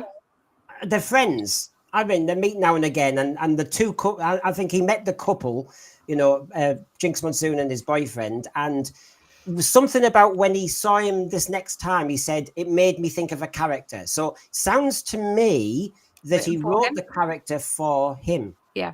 Okay. Yeah, and that's also possible. That happens quite a lot. He didn't have to audition either. No, there's a lot of that going on at the moment. That's also a problem. Neither did your woman from the Doomsday thing. Yeah. It's going back to Who You Know, isn't it? The Dean Doris comedy video. Yeah. He was just giving it. No, it does go back to Who You Know sometimes. But then, like, my experience with some casting directors is they might see you audition for one thing, decide that you're not actually for that role, and they will actually audition you for something else that they think you're suitable for, and you actually end up getting the role. It's happened with Batman, wasn't it? Christopher Bale and Cillian Murphy. They were going for Batman. And Cillian didn't quite get it, but he thought, well, hang on, I still like you, so I'll give you another part, and that's how he eventually got the well, interestingly, interestingly, that's how Sylvester McCoy got Radagast in The Hobbit, because he auditioned originally for Bilbo Baggins, and he got down to the last two, and it went to Ian Holm. Now, I actually think both would have been a cracking choice for that role, but but he was remembered from auditioning all that time ago, when it could have easily been given straight to Ian Holm just because it was Ian Holm. But they actually auditioned, and he got down to the last two, and that paid off in the end. It's Who You Know. In this circumstance, but at the same time, I like the fact that she acknowledged that she and Michael Nemo here. I did flash up earlier, but the point is, he says, I'm LGBT and RTD is. Pronouns, Jinx, trans Rose, Gatwa, 14 thinks the Indian Newton is attractive. Yeah, this is the issue. I'm not judging Jinx Monsoon on their own. I'm not judging the trans Rose character on their own. I'm not judging Ncuti Gatwa because I've only seen a bit of him and he looks like a doctor to me. I'm not judging yet. I have said in one or two streams that the Indian Isaac Newton might be an alternative universe. That's why we say Mavity. Every one of those things on their own, I'm not challenging. But it's all come so quickly. They say it was the specials, but it seems to have had special dialogue thrown in like crazy. Well, Sorry, John. Well, no, Brendan, I think where we differ is I'm not touching this series with a 10-foot barge pole. I love, I've loved Doctor Who, like all of us. But, again, the comments there, a tidal wave is coming. Oh, yeah, what tidal wave is that, I wonder? Let me think. And it's just you know, Oh, what does it mean? I know a certain person who's a member of Sensesphere would say a word called hack, but that's what it is at the end of the day. Shout out to Because- Scottish John. Darling's around. but that's what it is. It's you are only going to write for that now. That is it. You know, you know, and I'll be honest, I could probably chat to anyone on this panel when it's going on, and you know, if I'm wrong, I'll hold my hands up, but I bet I could go, let me guess what happened. There was a whole lot of the episode which was about family relationships, LGBTQ, and then we had 5 to 10 minutes of wrapping up the aliens at the end of the episode. Yeah. That's it. And they go, yep, absolutely, you've nailed it, and that's what we're going to get. And it's 8 episodes, you know, so It's DEI. And also something else yeah. I've noticed. I Yeah, they're thought- rebranding. Yeah. Stephen Moffat came out in an Sorry. interview just recently and he gave his 2 Yeah. pence about, you know, and Moffat said that Doctor Who doesn't need to reflect society. Well, that seems like a Yeah. contradiction to Russell because he would certainly think I that it believe is. they call that So again, there's gaslighting. a little bit of a, Yeah. a little bit of a He's clash doing there. the PR run I for mean, them, to be isn't he? fairness, Moffat I'm has not got hitting you. some I'm not secretive hitting you. people. He's always said that Doctor Who isn't a left wing show, it isn't a right wing show. So he's got form, I suppose. And to be fair, I I mean- don't think he's wrong. You know, Doctor Who should be Doctor Who. It's the whole thing. The reason why we watch these shows is to escape from like an hour if need Yeah. be. You know, why shouldn't it? You know, Uh, and you can and this is- reflect it in and terms this of is the when- storyline. It should be accurate, obviously, but you know, the whole to be able to see themselves. Otherwise, you know, they can't relate to a character. Like for me, like unless I'm a black gay man, I can't relate to Shooty. No, of course I can because he's a human being. Well, he is the Doctor, but you know, I can relate to the Doctor on what he says. You can relate to people on how they are. You know, you know, it's a Martin Luther King often is, you know, misquoted, and in a lot of his time, people would quote him, will use him out of context. But at the end of the day, what he says was, "Judge me on the character of my kids or whatever, Yeah. and not my skin color." And why is that such a hard thing to do? Why can't you just look at someone and say, "Do you know what? You're all right. Do you know what, John? You're out with me. I've got no problem with you. You know, I like Yeah. talking to you. You know, I judge you, you know, how you are with me, and I would hope that you Exactly. judge me and how I interact Yeah, with you, and the absolutely. same for everyone else here.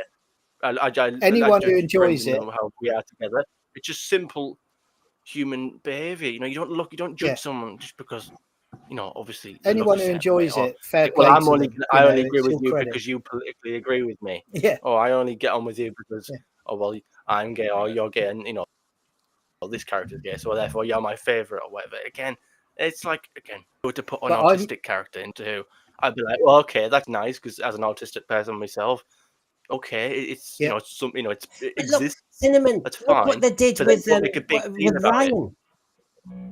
Look what they did with Exactly. Ryan, Cinnamon. They Yeah, they had him give him dyspraxic, and then trait, he was a whatever perfect you think. shooter because he played Call of Duty at one time, and then he was a basketball player. Again, another stereotype. But there you go. You could say there's a problem with that Oh as well. no, but Black man, come on, stereotypical that whole basketball development of riding his bicycle. player. You know, But you see, First Yeah, yeah, we and meet. you know, and they, you know, he slipped down the stairs in the Ghost see Monument, and Cinnamon. they never brought it up again. well, you see, Cinnamon, I'm going to bring Brandon in here, just to kind of vary it as well. But this LGBT thing, trans thing, pronouns thing, shooty thing, gayest doctor ever.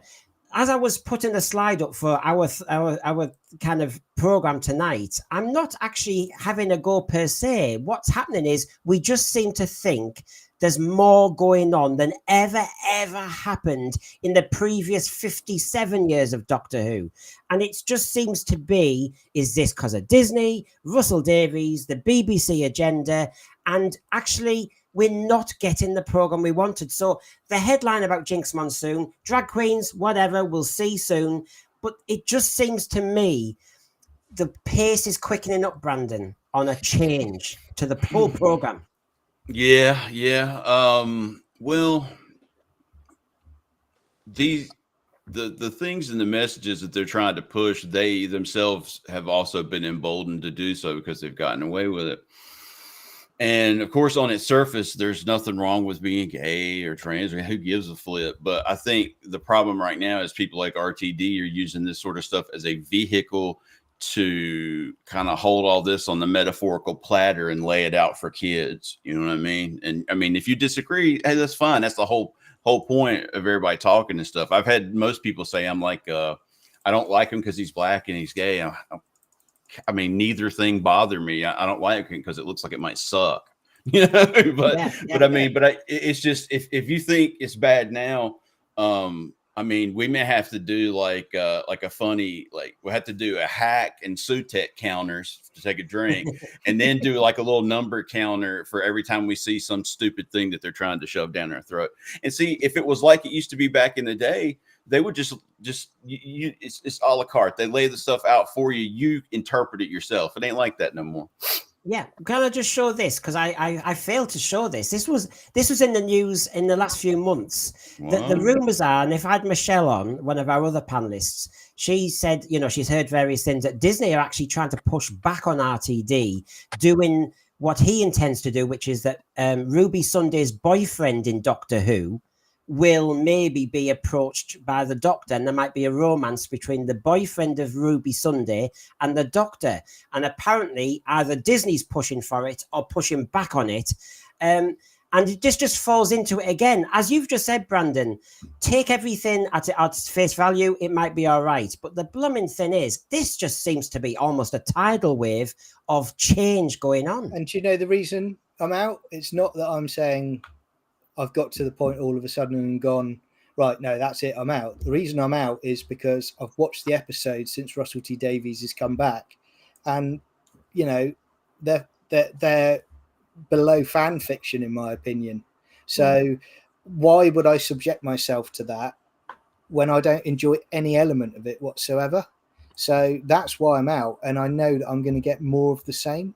It's going to be very, very bad writing, but very, very high agenda driven drivel that's going to come out of it. That's where my problem is with it, and sadly Disney are involved. It's going to get worse. Look, how messed up is it, John, and any other fan that, like, you know as well, I mean, I can't speak for nobody. I'm sorry, I'm talking to English people. I need to speak more.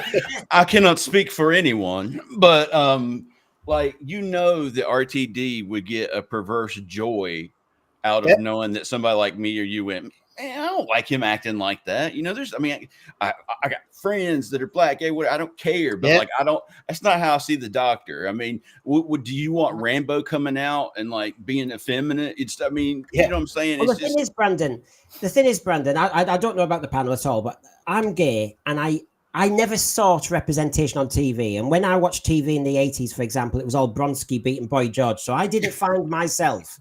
And I coped. I don't think that if the shooty Doctor is going to be depicted as I think the word is going to be camp, the gayest Doctor ever. That's not a northern gay lad. That's not a working class gay lad. And do you know what I found when I saw Bronski beat Boy George and all those? It pushed me back.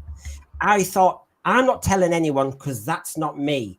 And if I think I'm gay, that's not me. So I'm not going to say a word. Yeah, so they're making it worse for drag queens and trans people. Honestly, if you think about it, for the, you know, but they're in their bubble, aren't they? That's the trouble again. They don't care about other gay people, other drag queens to an extent. All they care about is, this is what we want to tell with our clique. This is who's in the club. This is what we believe. This is what we're going to push forward with. And if where, like, you know, me and you've talked before, Brendan, about, you know, where you live, you know, you've talked about there's episodes where you've walked past people and they've been chatting and they've said, no, I turned it off. It was rubbish, you know, and that's just people that are general viewers that are going, do you know what? And they may not have ever watched it before, but they went, I'll give that a try. And they've switched it on. They're like, I've had enough of this. And my concern is, I really worry about this, because I feel as though this LGBT thing, plus this, and all the other things going on in Doctor Who particularly, the normal casual viewer is going to start associating that with that. And all of a sudden, I think there'll be pushback. That's what concerns me, because I want everybody to love Doctor Who. But I can see from, as you say, when I went past the bus stop in our village, and there were just some old age pensioners at the bus stop waiting to get the bus. I hadn't asked them a question. I was just walking past, and they talked about the pronoun bit and the trans character. And they just said, I turned off at that point. Nobody's lecturing me. And I thought, oh my God, Doctor Who's coming back. And we're turning off the casual viewer. And I don't want that for my program. And I don't want to be lectured to about what should just happen anyway in life. Yeah. I keep saying this time after time, but Doctor Who in 2005 came back to make Doctor Who good again. That was the mentality. That was the focus. Now it's, again, like I said, it's BoJack Horseman. It's an old relic, still trying to cling on to something, trying to like get people desperately getting people to watch it. No, guys, don't leave. I'll offer you a free drink if you stay. It's chasing an audience that's never there anyway. Again, another thing I keep saying, science fiction isn't for everyone. I don't watch the Kardashians and say, well, it's not very sci-fi. Well, can you have Kylie Jenner get her lip fillers done by a Dalek or something like that, with Captain Jack making an appearance? Don't give them ideas.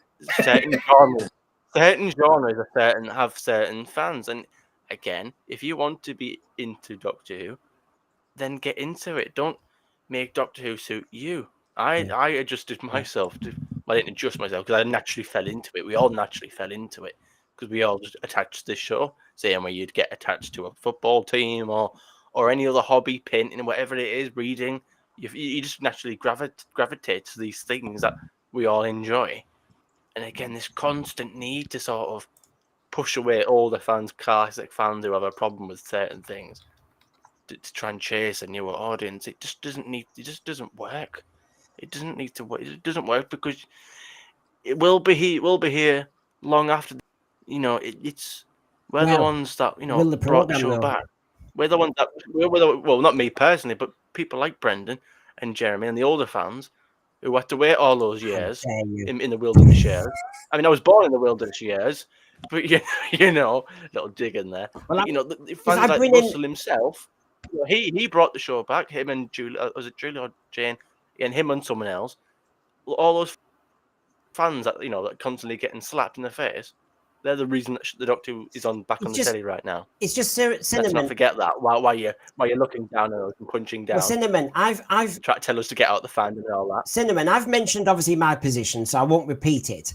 And I'm of a similar age to Jeremy. Sorry about that, Jeremy. And Jeremy, I don't know anything about your background, but the point is you're also feeling that you're challenged by this. So two of us are coming from different places, but we are finding this more bumpy, aren't we?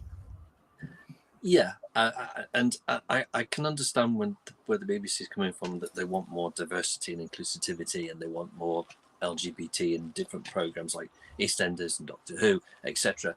But my question to the BBC is, if you're going to follow that path, why is it that you don't have an LGBT program, a documentary or a weekly show during the week? Why aren't you producing that, for the LGBT community? And of course they don't. So what they try to do is they try and slot it into every single program that they can think of, and I don't think it works. I don't think it works personally myself. And I struggle with it, and nothing stopped women from liking Doctor Who either. Nothing has ever stopped a woman ever liking Doctor Who. There's always been there. This notion that it was a boys' club. I mean, okay, typically, comic books, superhero comics were always liked by young teenage boys. That's typically the demographic. That is true. But that doesn't mean just because just because the statistics favor one side that then cancels out. Yorkie bars, when they used to have the no women sign. If a woman went to the shop with a Yorkie or went to the till, the shopkeeper wouldn't say, "No, I love you. Sorry, you can't buy that. You're not allowed. You're banned." It was a joke. It was a gag. Whatever. Got another thing that cancelled. Nothing has ever stopped a woman from liking Doctor Who. My sister cried when David Tennant regenerated. She watched it with me. My mum's not a fan, but she knows of it because of me. Of course, and my dad. My nana as well. She watched it. The Queen. The blooming Queen loved the Doctor.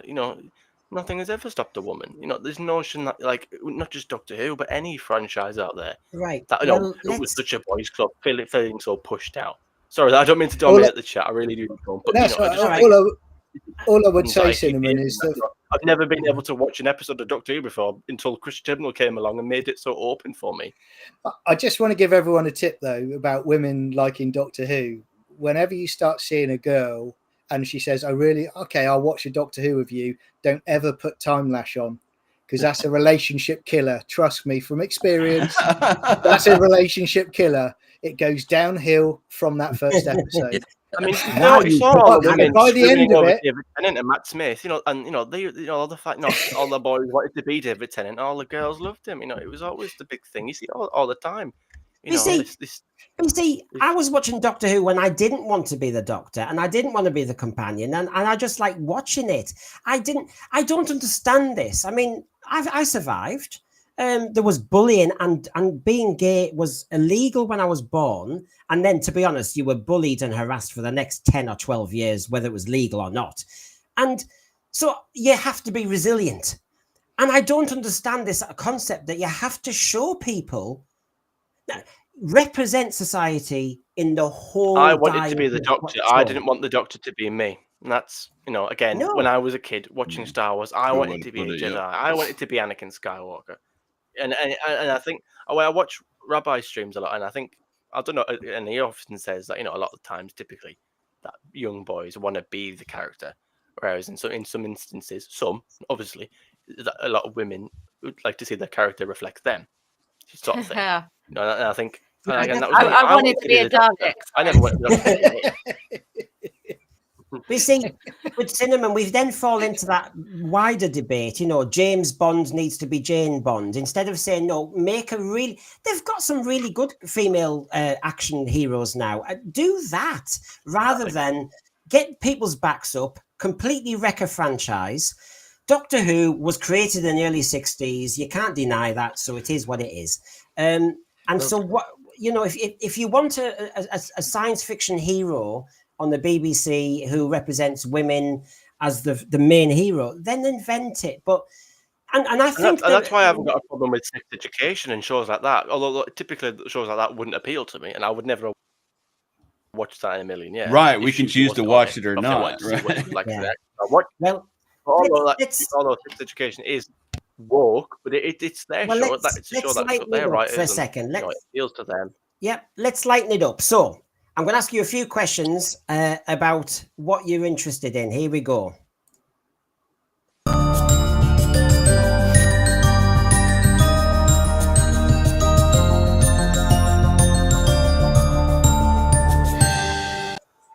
Yeah, come on. We've had a damn good debate and I appreciate everyone staying with us. But would you, because it was leaked the other day, will you be out and buying that B&M Ruins of Skaro, for example? Who's going to buy that? I am. Me. I mean, I'm excited about that. I don't know about anyone else. Are you getting that, Oh, Cinnamon? I like it. It's something new. I will say though, to me, I prefer more of the stuff like. I mean, I will say I'm more likely to get this than the Fugitive Doctor, but I prefer more the Doctors and the Companions and more of those things. That's just one Dalek and a two villains, which is nice because it's a bit new. It's new figures. It's new characters of figures of characters that we haven't got before. So Yeah. probably. Yeah. I feel that I've fallen into the collector's mess here. Do you collect these, Brandon? It's so expensive for us, man. I mean, I think if you buy Doctor Who magazine, I want to say it's almost a half of what I'd have to pay for it over here as an example.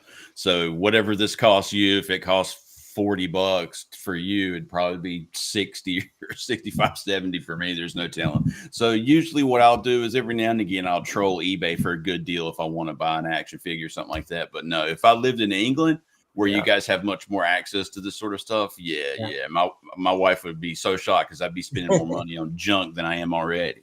Do you get it, John? No, I won't get it. I think because I haven't collected the rest of it. So being the completionist I am, I think I'll step away from it. But I just want them to bring back the radio-controlled Daleks again. Bring them back. It's a good answer because since you showed a former girlfriend time lash, the last thing you want to do is say you've got Doctor Who dolls in the bedroom. So maybe it's best. The restraining order's already there, mate. So are you very sensible, Rachel, and keep away from this? I'll take your advice on that one. I will avoid that story. I don't mind time lash. Anyway, as I was saying, would I buy this? Probably not. I don't have enough space. Yeah. And Jeremy, I think your hand was up. You're getting it. Oh yes, I will. I will probably buy it because I'm a sucker for it. I'm afraid.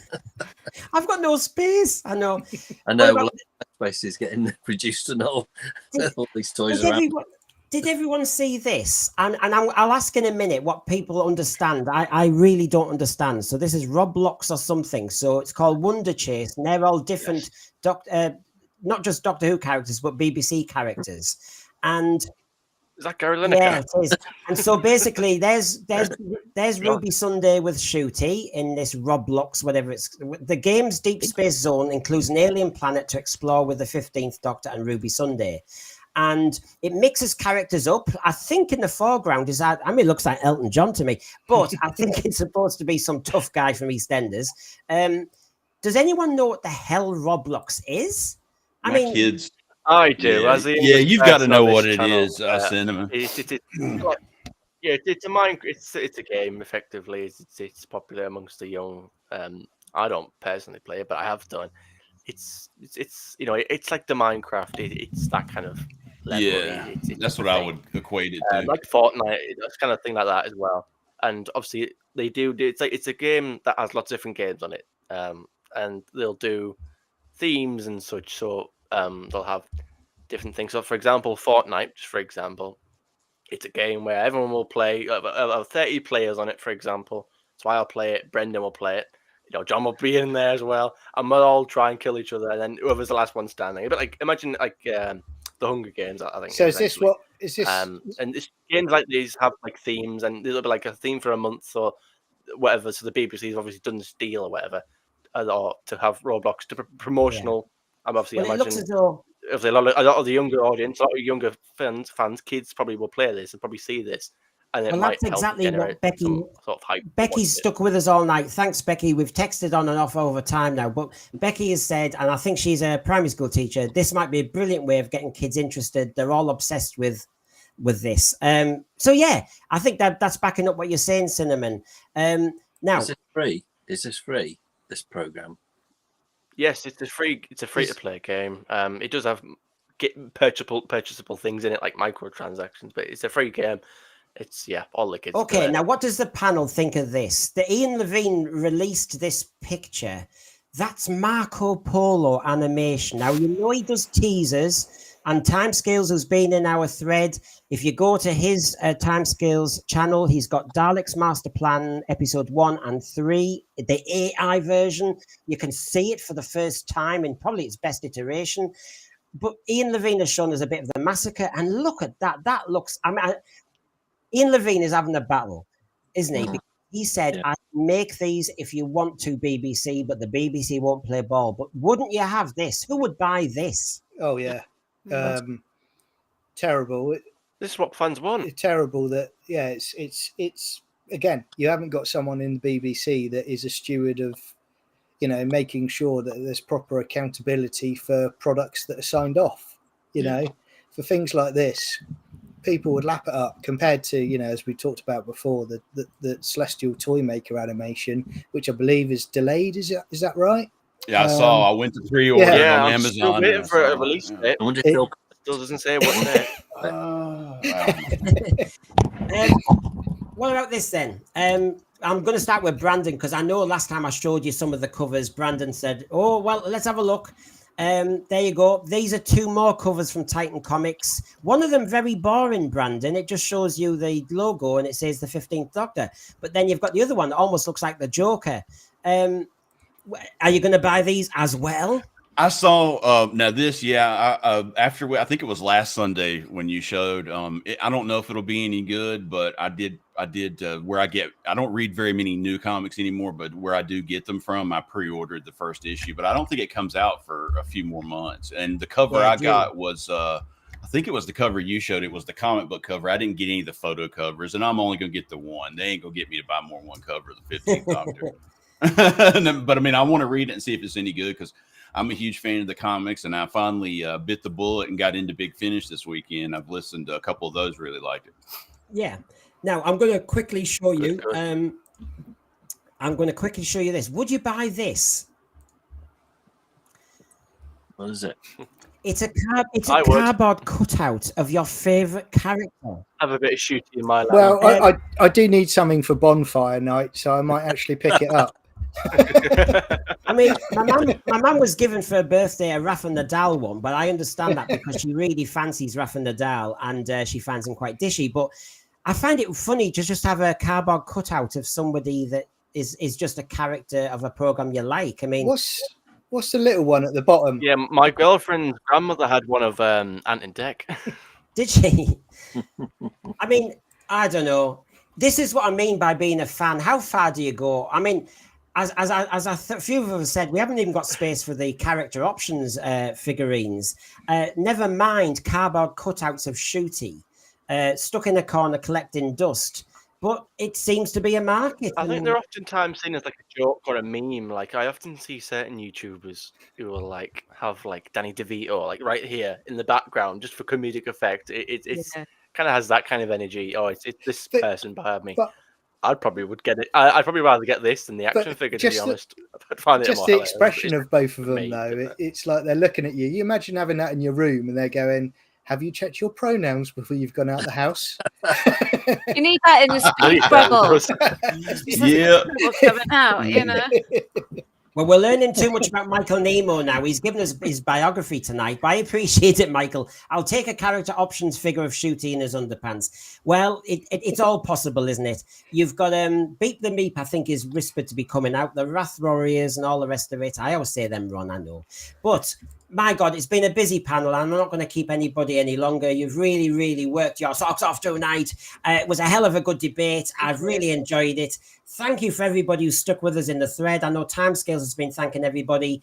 I know Brandon's been thanking everybody. And my last plea to everybody is if you really do like content like this and panelists of this quality, please like and subscribe.